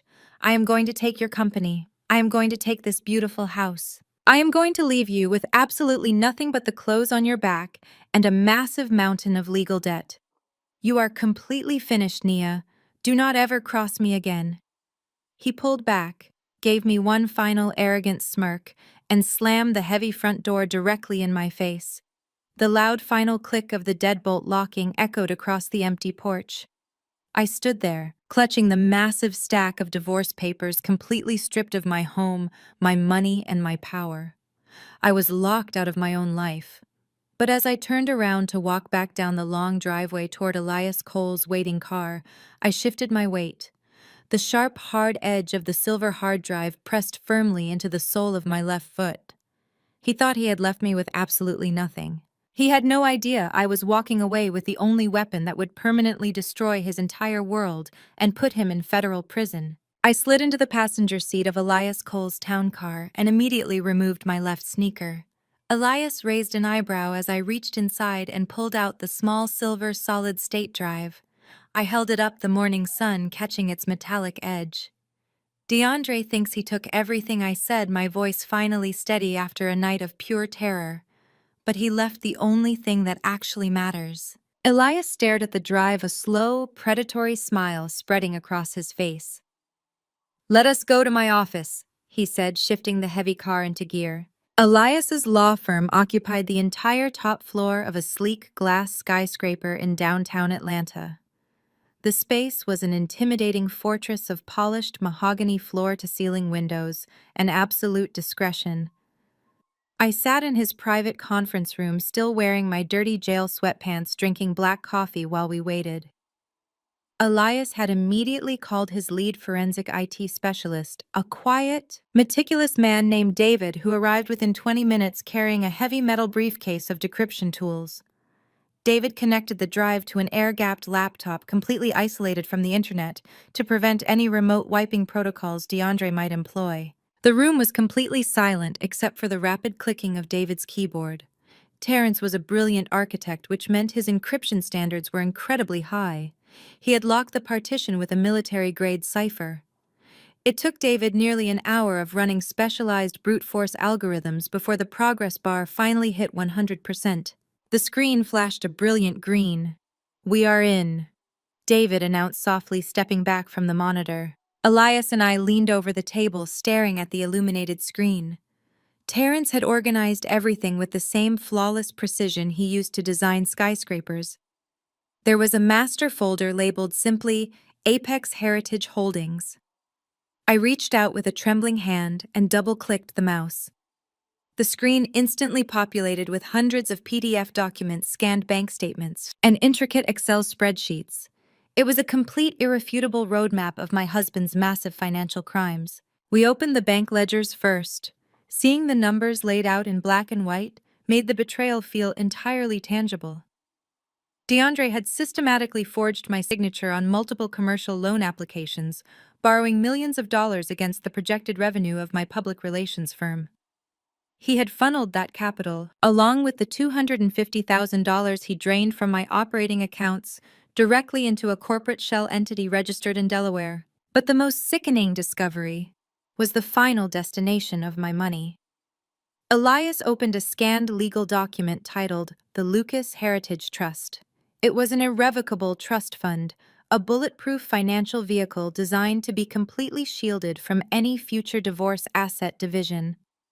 I read the names listed on the document, my stomach violently churning. The primary beneficiary was Lucas, Jasmine's 1-year-old son. The sole trustee with complete discretionary control over the funds was Jasmine herself. And the primary funder of the trust, legally bound by forged documents, was my public relations company. DeAndre had not just stolen my money. He had meticulously orchestrated a plan to use my life savings, my credit, and my business to permanently fund a lavish lifestyle for his mistress and his illegitimate son. He was effectively forcing me to pay child support for a baby created from his disgusting affair with his own sister-in-law. He had robbed me of my present to buy them a luxurious future. Elias crossed his arms, his eyes scanning the forged signatures with the analytical gaze of a former federal prosecutor. "This is a masterpiece of corporate fraud," Elias murmured, his voice laced with cold professional admiration. "Wire fraud, bank fraud, identity theft, and massive perjury. If we hand this to the Financial Crimes Division of the FBI, DeAndre is looking at a mandatory minimum of 20 years in federal prison just for the forged commercial loans. We have him, Nia. He is completely dead in the water." I let out a shaky breath, a tear of pure vindication sliding down my cheek.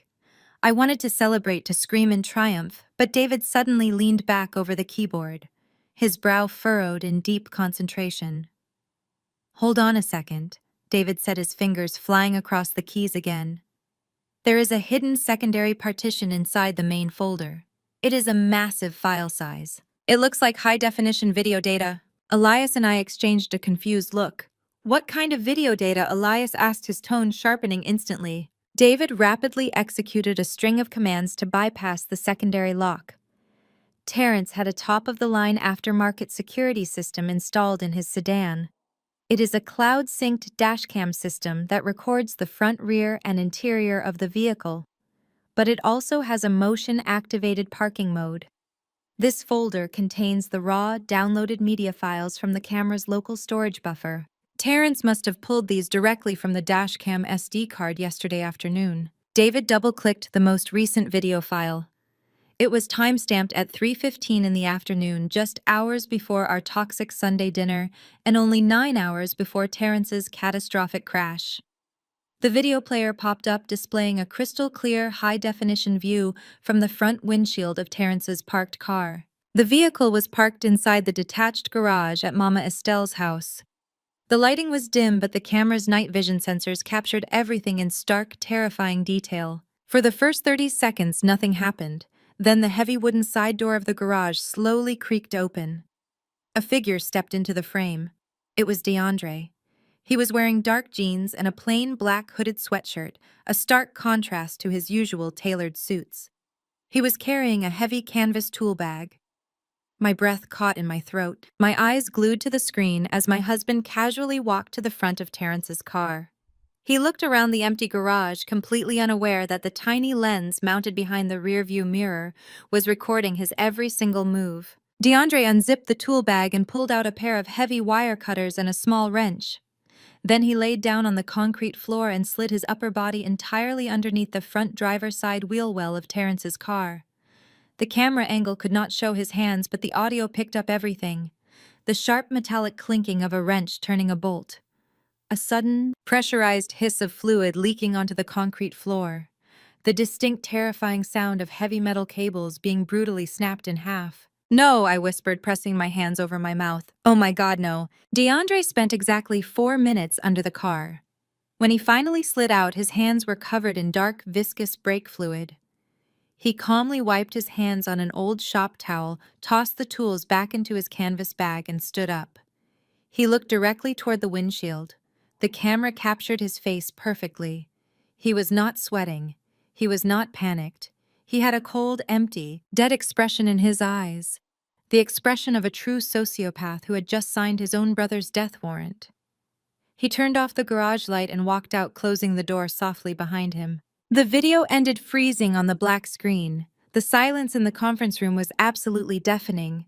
I felt completely physically sick. My mind flashed back to Sunday dinner. DeAndre had sat at that dining room table drinking expensive wine, laughing and eating Mama Estelle's food, knowing perfectly well that he had just rigged his brother's car to become a deadly weapon. He knew Terrence was driving home. He knew Terrence might put the baby in that car. He did not care. He had orchestrated the entire thing to eliminate the only person who had discovered his twisted secrets. The crash was not an accident caused by sudden brake failure. It was a highly calculated, cold-blooded execution.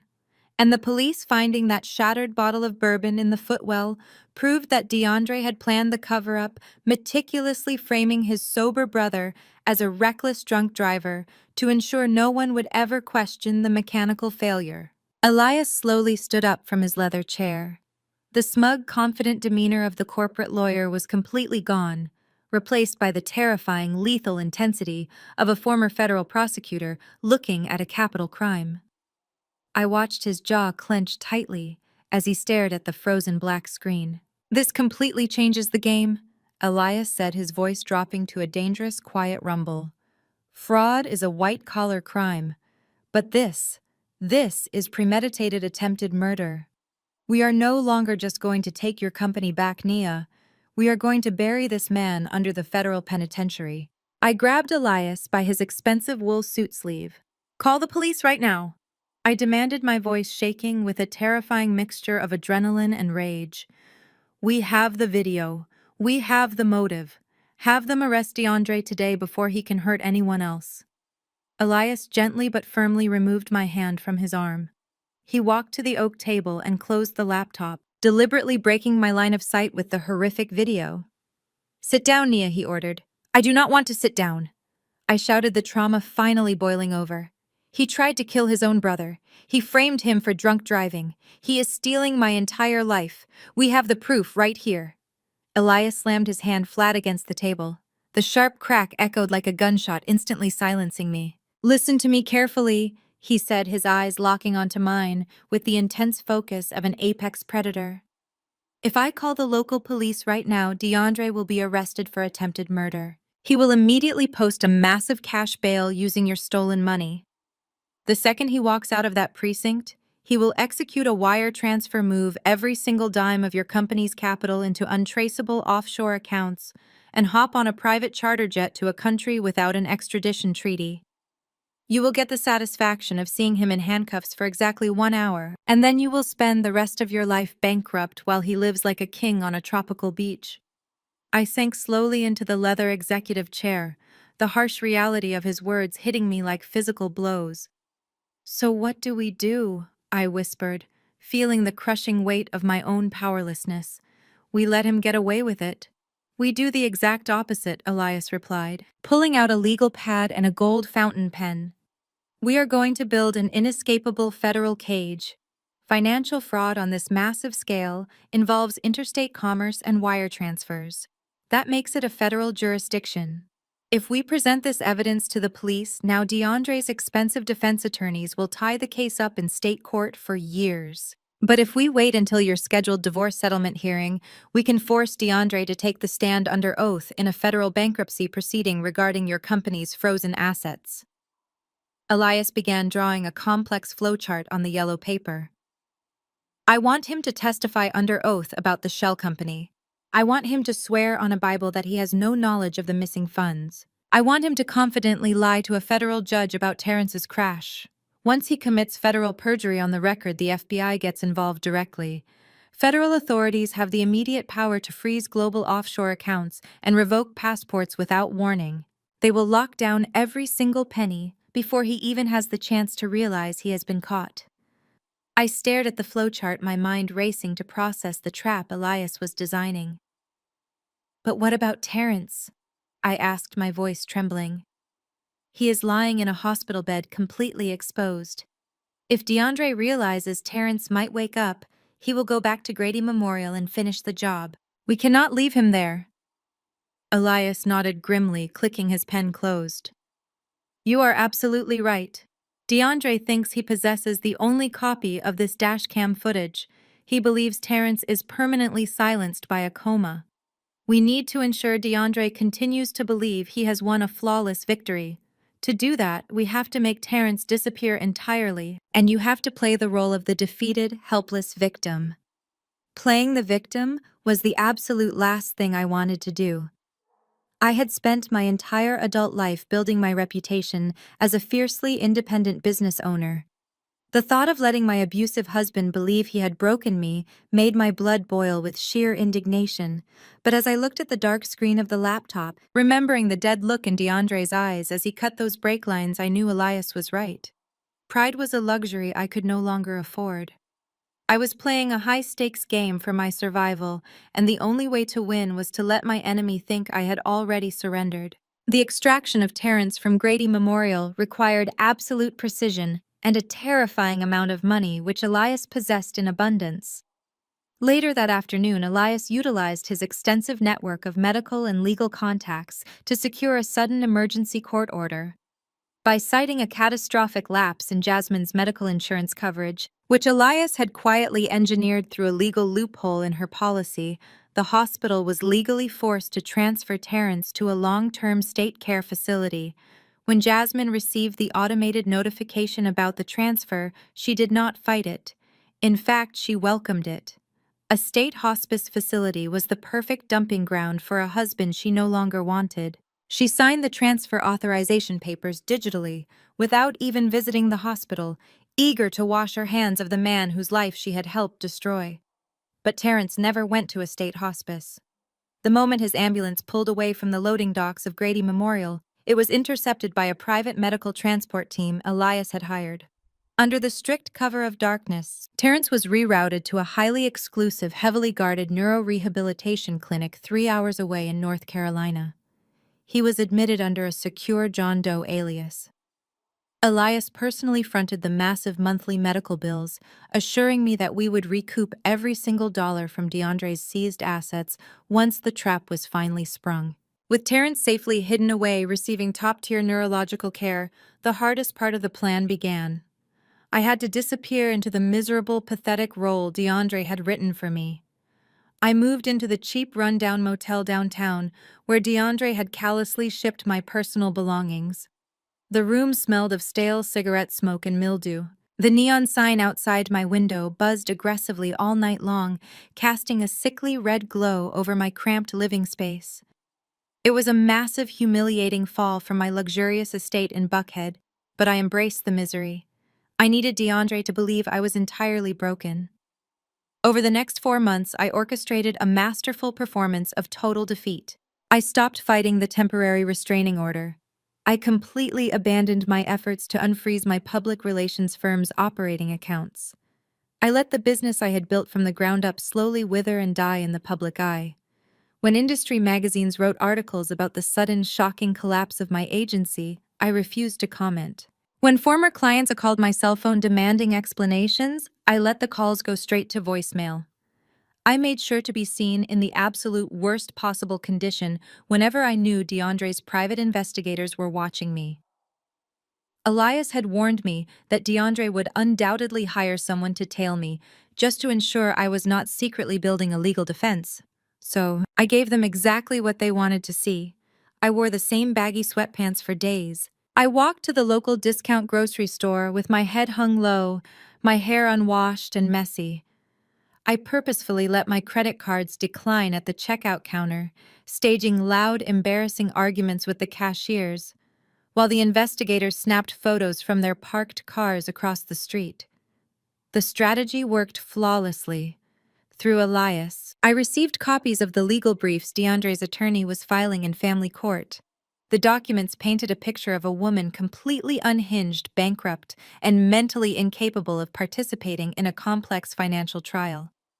DeAndre was using my staged poverty as absolute proof that he had been right all along, that I was irresponsible and fully deserving of losing my empire.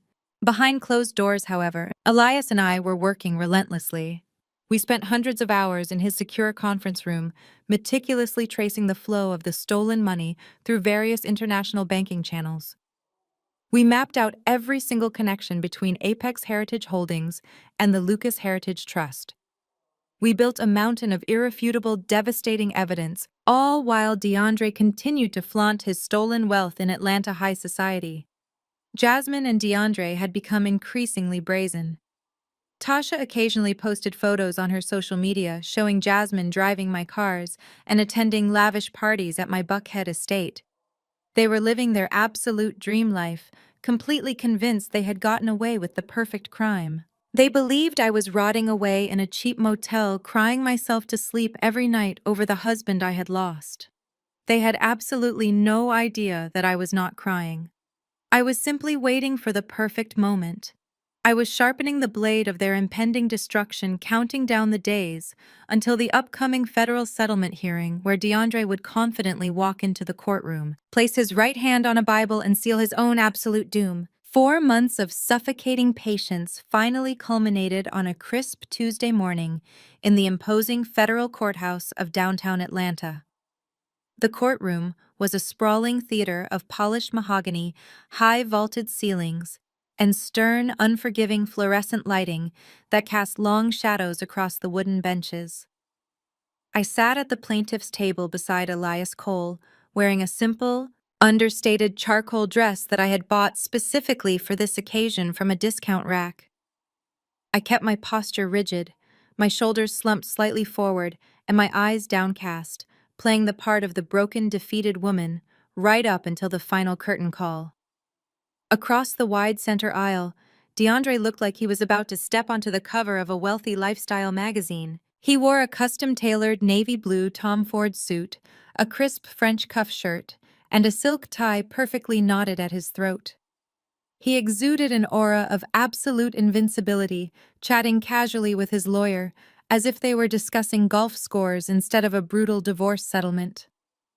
Sitting in the gallery directly behind him was Jasmine, wearing a designer cream-colored pantsuit and the exact same diamond tennis bracelet my stolen money had purchased. She crossed her legs and offered me a condescending, pitying smile when our eyes briefly met across the room. I looked away quickly, letting her enjoy her final moments of manufactured superiority. Tasha was sitting 2 rows behind Jasmine, busy filing her acrylic nails, completely unbothered by the gravity of the federal proceedings happening just feet away from her. They were all completely complicit in this charade, acting as a unified front of deceit. The federal judge, a no-nonsense man named Harrison, known for his zero-tolerance policy regarding courtroom theatrics, called the settlement hearing to order with a sharp crack of his wooden gavel. DeAndre's attorney Arthur immediately called his client to the stand. DeAndre strode confidently across the courtroom. He placed his right hand firmly on the heavy leather-bound Bible, looked the bailiff directly in the eyes, and swore to tell the truth, the whole truth, and nothing but the truth. The sheer audacity of his vow made my stomach churn violently, but Elias simply tapped his gold pen against his legal pad, his face an unreadable stony mask. Arthur began the direct examination with a series of soft, sympathetic questions deliberately designed to paint my husband as a victim of my supposed mental collapse. DeAndre leaned into the microphone, his voice dripping with practiced, sorrowful reluctance. "Your Honor, I never wanted it to come to this," DeAndre testified, looking respectfully up at the judge with wide, sincere eyes. "I deeply love my wife. But over the past year, the intense stress of running her public relations firm completely fractured her mental state. She became highly erratic, intensely paranoid, and began making massive, unauthorized cash withdrawals from our joint business operating accounts." Arthur paced slowly in front of the witness stand, adjusting his wire-rimmed glasses. "And Mr. Brooks, could you explain to the court why you felt compelled to initiate a total freeze on those accounts, leaving your wife without access to her company funds?"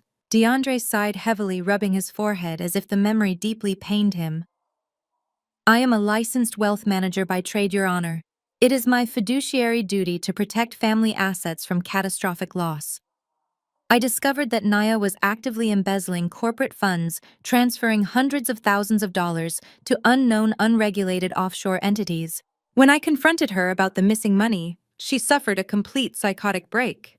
She drove to my brother's architectural firm in the middle of the night, shattered a window, and broke in, leading to her immediate arrest by the Atlanta police. I had to freeze the accounts and seek a restraining order to protect her from destroying our entire financial portfolio while she refuses to seek psychiatric help." He spoke with such conviction, such smooth, calculated sincerity, that anyone sitting in the gallery who did not know the truth would have believed every single word falling from his mouth. He expertly flipped the entire narrative, claiming my missing $250,000 was my own doing. He painted my desperate midnight break-in to recover the hidden flash drive as the chaotic, nonsensical actions of a mentally unstable woman attempting to hide her fraudulent tracks.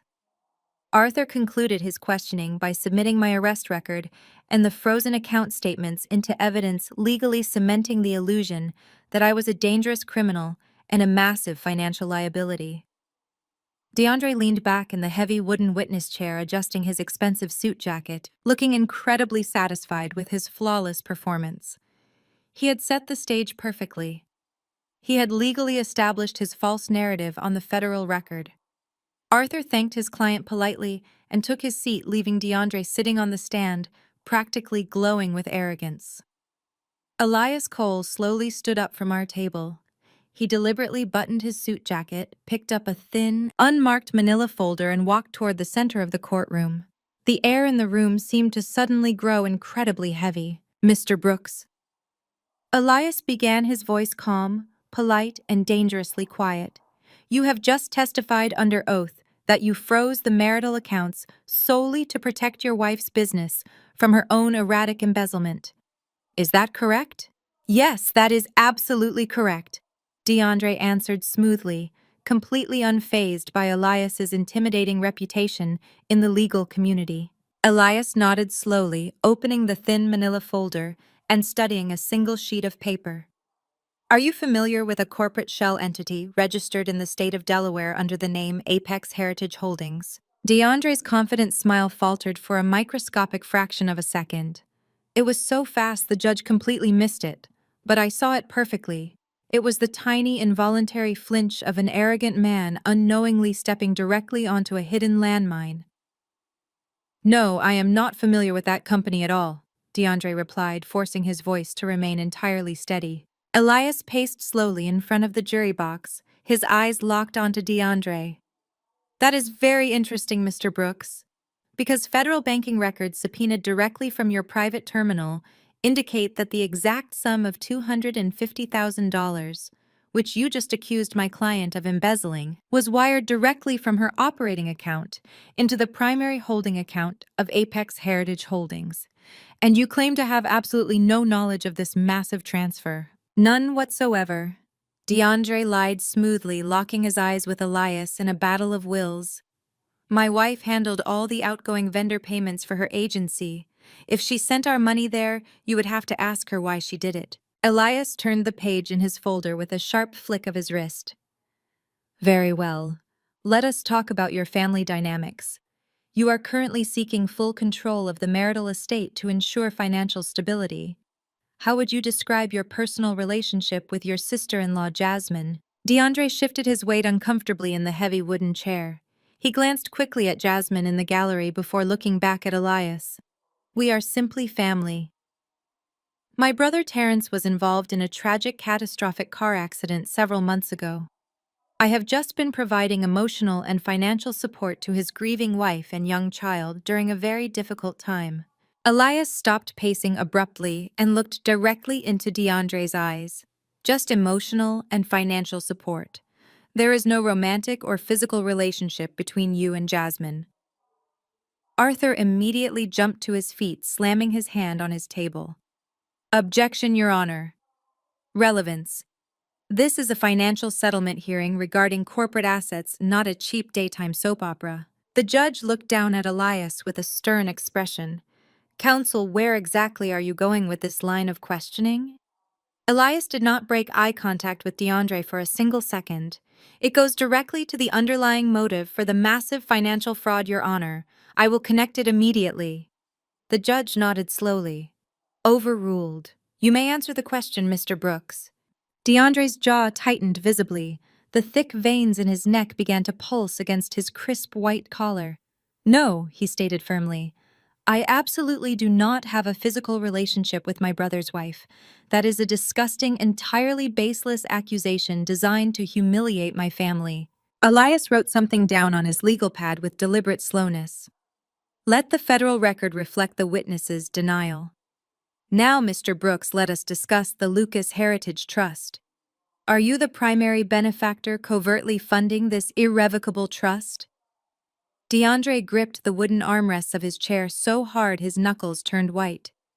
No, that is a private family trust established for my nephew's education. I do not fund it. You did not forge your wife's signature to authorize massive commercial loans against my client's public relations firm in order to covertly funnel millions of dollars into this specific trust.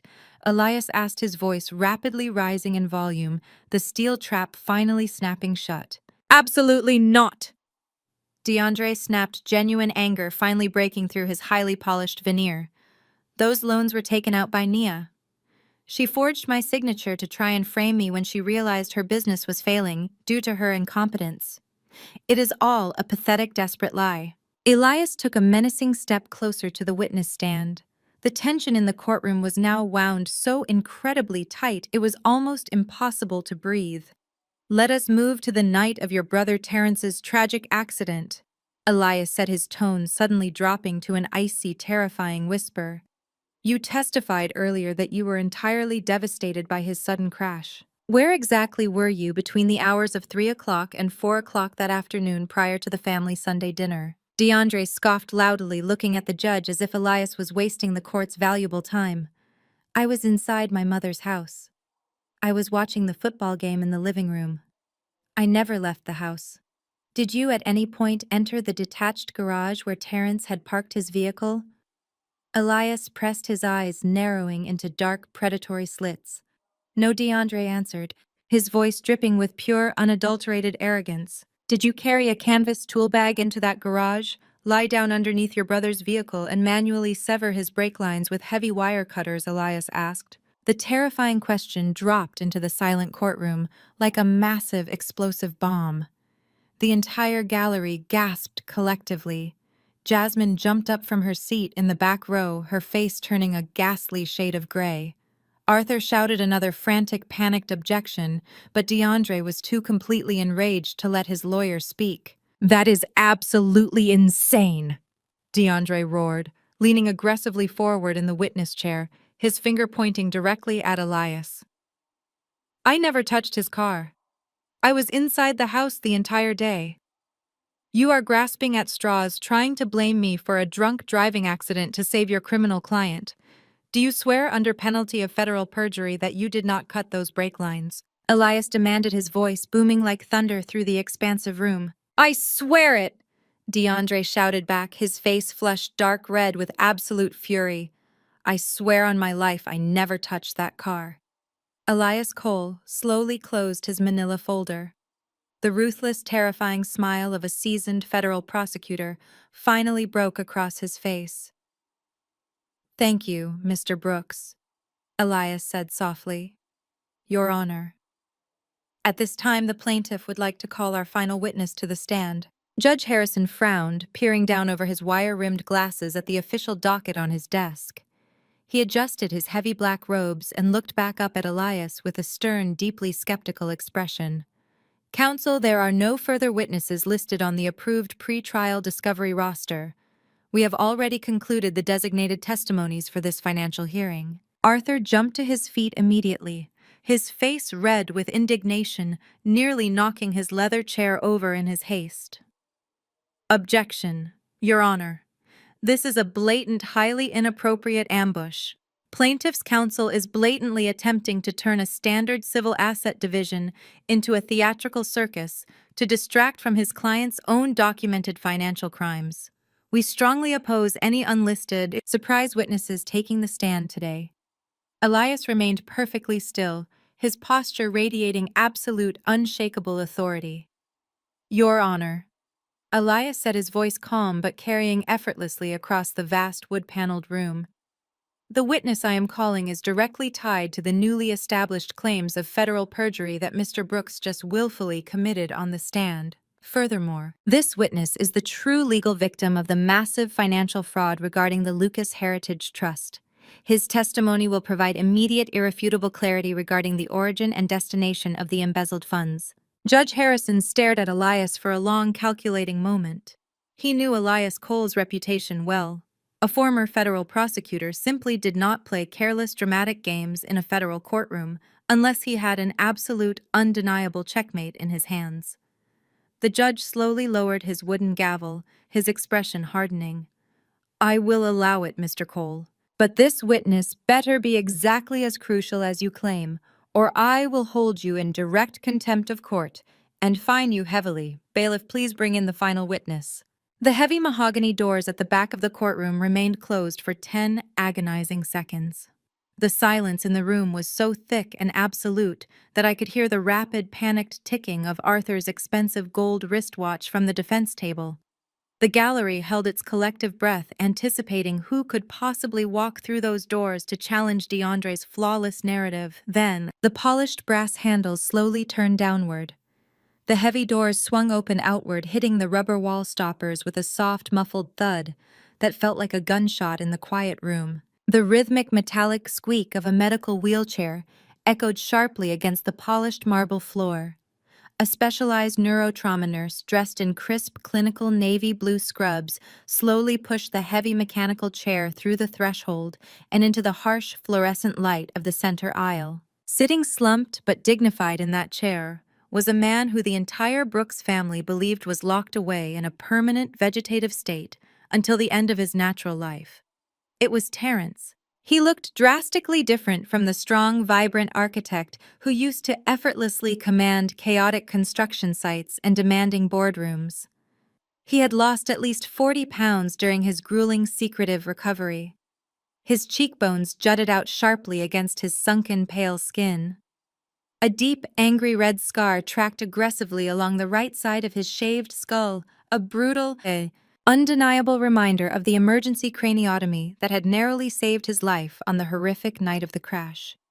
He was dressed meticulously in a tailored charcoal suit, the very same suit he had proudly worn to his own wedding to Jasmine, but the expensive fabric now hung loosely and awkwardly over his diminished, fragile frame. A thin, transparent oxygen tube rested delicately beneath his nose, delivering steady breaths, and a small, specialized electronic voice device was strapped securely around his throat, pressing directly against his damaged vocal cords. Despite his profound physical frailty, Terrence was absolutely not broken. As the nurse wheeled him closer to the front of the courtroom, the rubber wheels making a slow, deliberate sound on the marble, I looked directly into his eyes. They were not cloudy, confused, or vacant like the hospital doctors had originally predicted. They were incredibly sharp, completely alert, and burning with a fierce, righteous anger that immediately commanded the attention of the entire room. He was a man who had literally crawled back from the dark, terrifying edge of the grave to deliver ultimate justice to the people who had buried him. My chest tightened with overwhelming emotion, my hands trembling violently as I gripped the hard edge of the plaintiff's table. I knew Elias had quietly moved him to the highly secure neurorehabilitation facility in North Carolina, and I knew he was receiving top-tier cognitive therapy around the clock. But Elias had purposefully kept me in the absolute dark about the exact extent of his physical recovery, insisting that my reactions in front of DeAndre needed to remain entirely genuine to sell the deception. Seeing him awake, sitting upright, and ready to fight brought hot, stinging tears of vindication to my eyes. I wanted to run across the room and hug him to tell him how sorry I was, but I stayed perfectly still, watching the nightmare finally unfold for the people who had ruthlessly destroyed us both. As the wheelchair came to a complete stop just a few feet away from the elevated witness stand, the psychological breakdown of the villains happened in spectacular, simultaneous slow motion. In the second row of the crowded gallery, Jasmine completely stopped breathing. She was staring at Terrence with wide, unblinking eyes, acting as if an actual, terrifying ghost had just materialized from the floorboards to drag her to hell. The custom cream-colored designer handbag she had been clutching so proudly just moments before slipped right through her perfectly manicured, trembling fingers. It hit the hardwood floor with a loud, heavy thud, spilling expensive cosmetics across the floor. The arrogant, condescending smile she had worn all morning was instantly wiped away, replaced entirely by a mask of sheer, unadulterated terror. All the blood completely drained from her face, leaving her once radiant skin a sickly ashen gray. She gripped the wooden pew in front of her, her knuckles turning bone white, desperately trying to stand up and flee the room, but her knees violently buckled under her own weight. She collapsed heavily back onto the hard wooden bench, her mouth opening and closing soundlessly like a suffocating fish as she stared at the loyal husband she had cruelly betrayed and discarded. 2 rows behind her, Tasha was equally paralyzed by the shocking revelation. The metal nail file she had been obnoxiously using to groom herself just moments before clattered loudly to the ground, bouncing under the benches. Her jaw literally unhinged, hanging wide open as she stared at her oldest brother in pure disbelief. All of her loud, brash confidence built entirely on my stolen money evaporated into thin air. Beside her, Mama Estelle let out a sudden piercing gasp that sounded like she was physically choking on a lack of oxygen. She clutched the expensive silk fabric over her chest, her eyes wide with overwhelming shock and profound confusion. Terrence's Mama Estelle shrieked, her voice cracking and echoing wildly across the vaulted ceiling. "My baby, you are awake! You!" But as she frantically started to push past Tasha to run toward the center aisle, she suddenly stopped dead in her tracks. The horrific realization of what Elias Cole had just asked DeAndre about the deliberately cut brake lines hit her brain like a physical blow. She looked from Terrence's heavily scarred, frail body directly to DeAndre sitting frozen on the witness stand, her lifelong maternal delusion violently clashing with the terrifying, undeniable reality of her youngest son's murderous actions. But the most magnificent, incredibly satisfying collapse belonged entirely to DeAndre. Up on the elevated witness stand, the man who had just sworn on a holy Bible that he was entirely innocent underwent a total, catastrophic psychological disintegration. His impeccable, confident posture crumbled instantly. The smug, untouchable smirk that he had worn like impenetrable armor for his entire life dissolved into pure, sheer panic. He gripped the polished wooden railing of the witness box so aggressively that I genuinely thought the thick wood might snap under the immense pressure of his hands. A thick, visible sheen of cold sweat broke out across his forehead, ruining his flawless, camera-ready appearance. His chest began to heave violently as he openly hyperventilated, his eyes darting frantically between Terrence's cold, unforgiving stare and the heavy wooden doors at the back of the courtroom, desperately calculating an escape route that simply did not exist. DeAndre realized in that exact crushing second that he had not successfully killed his brother. He realized Terrence had survived the horrific crash, had miraculously retained his memories of the betrayal, and had clearly communicated everything to Elias Cole. He realized he had just committed multiple counts of federal perjury on a recorded government transcript, and there was absolutely no way out of the trap he had confidently walked into. Even Arthur DeAndre's aggressive, highly paid defense attorney realized his wealthy client was now completely radioactive. Arthur looked at the frail man breathing through an oxygen tube in the wheelchair, looked down at his own meticulously prepared legal notes, and physically took 3 large steps backward, actively distancing himself from DeAndre. He knew his client had just brazenly lied to a federal judge about a violent felony, and as an officer of the court, he wanted absolutely no part of the impending catastrophic criminal fallout. The sheer shock of the impossible moment finally broke, and the entire courtroom erupted into absolute, unmanageable chaos. Reporters sitting in the back rows began shouting rapid-fire questions and furiously typing breaking news updates on their phones. Members of the gallery stood up, pointing fingers and murmuring loudly about the scandalous turn of events. Mama Estelle started sobbing uncontrollably, burying her face in her hands and leaning heavily against Tasha, who looked like she was going to be physically sick right there in the pew. DeAndre tried to speak, opening his mouth to formulate another manipulative lie, but only a pathetic, breathless, stammering sound came out. He was completely, utterly broken. "Order!" Judge Harrison bellowed, his face turning bright red with righteous fury. He raised his heavy wooden gavel and slammed it down violently against his desk over and over again. The sharp, cracking sounds cut through the chaotic noise like rapid gunfire. "Order in my courtroom right now! I will have the bailiffs clear this entire gallery and hold you all in contempt if you do not sit down and remain completely silent." The harsh, booming threat worked immediately. The shouting slowly died down, replaced by a tense, highly electric silence that made the air feel incredibly heavy. Judge Harrison glared fiercely at Arthur and DeAndre before slowly turning his undivided attention to the fragile man sitting in the wheelchair. Mr. Cole, the judge, said, his voice deadly serious and completely stripped of any prior skepticism. "Is this surprise witness physically and mentally competent to provide sworn testimony in my courtroom today?" Elias Cole stood incredibly tall, calmly smoothing the front of his expensive suit jacket.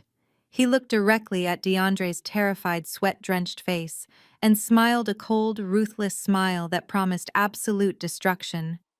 "He is more than competent." "Your Honor," Elias replied, his voice ringing with undeniable victory. "He is ready to tell you exactly what his brother did to him." "Oh." The bailiff stepped forward, looking uncertainly at the complex medical equipment surrounding the witness, and asked Terence to raise his right hand. Terence slowly lifted his trembling, scarred hand into the air. "Do you swear to tell the truth, the whole truth, and nothing but the truth?" the bailiff asked, his voice echoing in the massive, silent room. Terence lowered his hand and pressed a thick finger against the small electronic device strapped tightly to his throat. A mechanical synthesized voice projected clearly and loudly across the federal courtroom. "I do." Elias Cole approached the stand with a gentle, respectful demeanor that starkly contrasted with his usual aggressive courtroom tactics. "Terence, can you please tell the court exactly what you discovered on the evening of October 12th? The robotic, emotionless cadence of Terence's artificial voice somehow made his devastating testimony even more chilling to witness. "I found a hidden prepaid burner phone inside my brother's coat pocket," Terence stated flatly. "It contained recent text messages from my wife Jasmine. They were actively discussing their long-term affair. They were confirming that my young son Lucas was actually fathered by DeAndre." A collective, horrified gasp rippled through the remaining gallery. The reporters in the back row began typing furiously. Elias held up a hand to maintain order before the judge could strike his gavel. "What else did you discover later that night, when you went to your architectural office?" Elias asked, his eyes sweeping across the jury box to ensure everyone was paying absolute attention. Terence blinked slowly, his sharp, intelligent eyes never leaving DeAndre's sweating, terrified face. "I hacked into Jasmine's secure cloud computer drive. I found the official incorporation documents for a shell company named Apex Heritage Holdings. I found the bank routing numbers in spreadsheets, proving DeAndre was systematically draining Nia's public relations firm. He was personally using forged signatures to funnel her business capital into a hidden, irrevocable trust fund for his illegitimate son. He explicitly planned to leave my sister-in-law completely bankrupt and permanently destroy her professional reputation so she could never fight him in court." Elias nodded grimly and walked back to our plaintiff table. He picked up the small silver solid-state hard drive I had retrieved from the midnight break-in and held it up high for the judge to see. "Your Honor, this physical drive contains the exact financial blueprints Mr. Brooks created to execute his massive corporate fraud, but it contains something far more sinister than stolen money." Elias turned back to the witness. "Terence, please tell the court what happened when you tried to drive to Nia's house to warn her about this criminal conspiracy." Terence's mechanical voice carried a heavy, devastating weight that filled every corner of the room. "I called Nia to warn her. While I was on the phone, I tried to slow down at a busy intersection. The brake pedal went completely loose, falling flat to the floorboard. The hydraulic lines had been manually severed. I crashed into a solid concrete embankment at 90 miles per hour and was trapped inside the crushing metal." Elias approached the judge's elevated bench, handing the silver drive directly to the court clerk.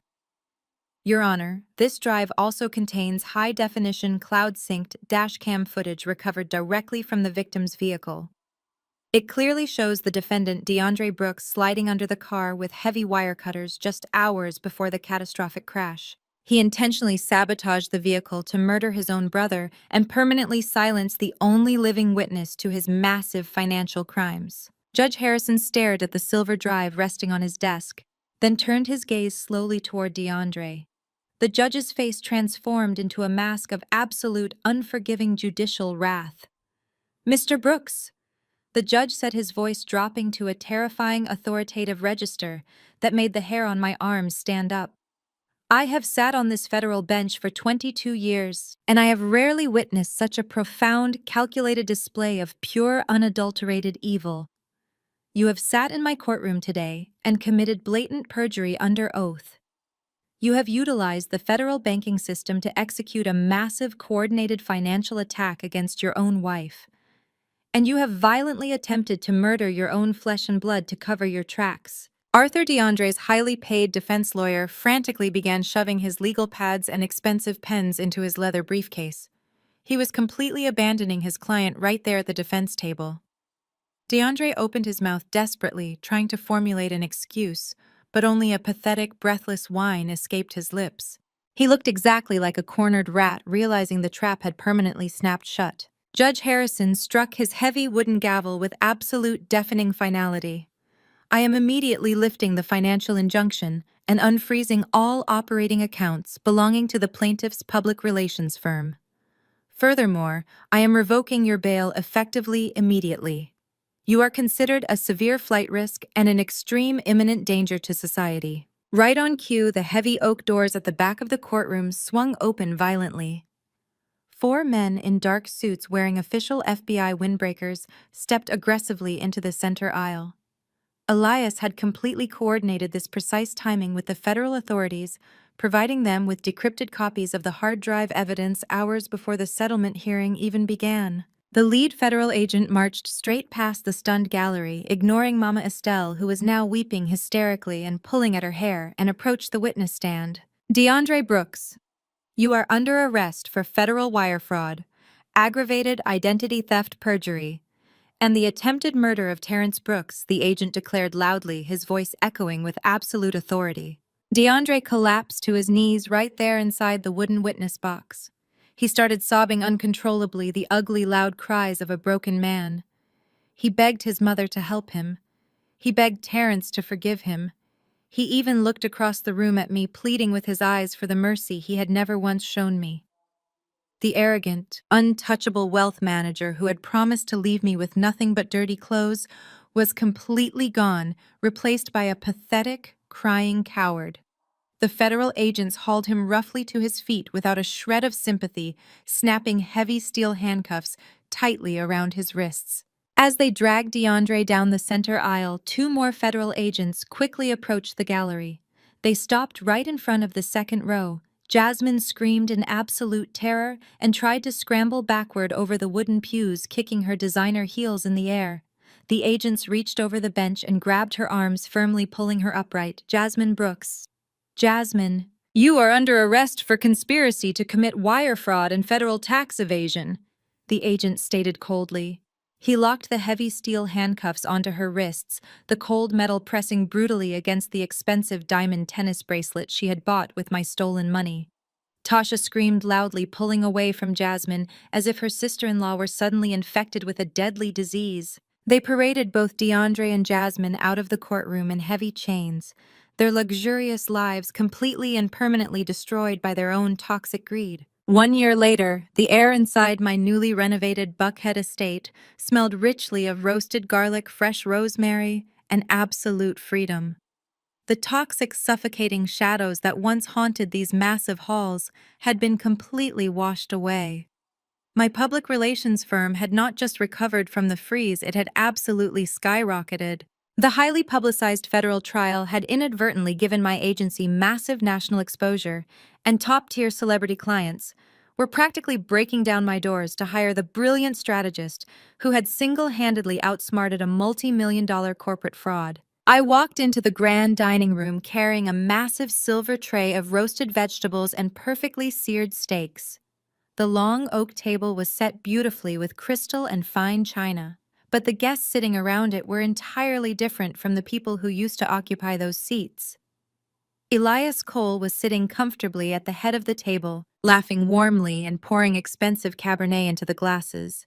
He had completely transitioned from my ruthless defense attorney to one of my closest business mentors and fiercest personal friends. Sitting directly across from him was Terrence.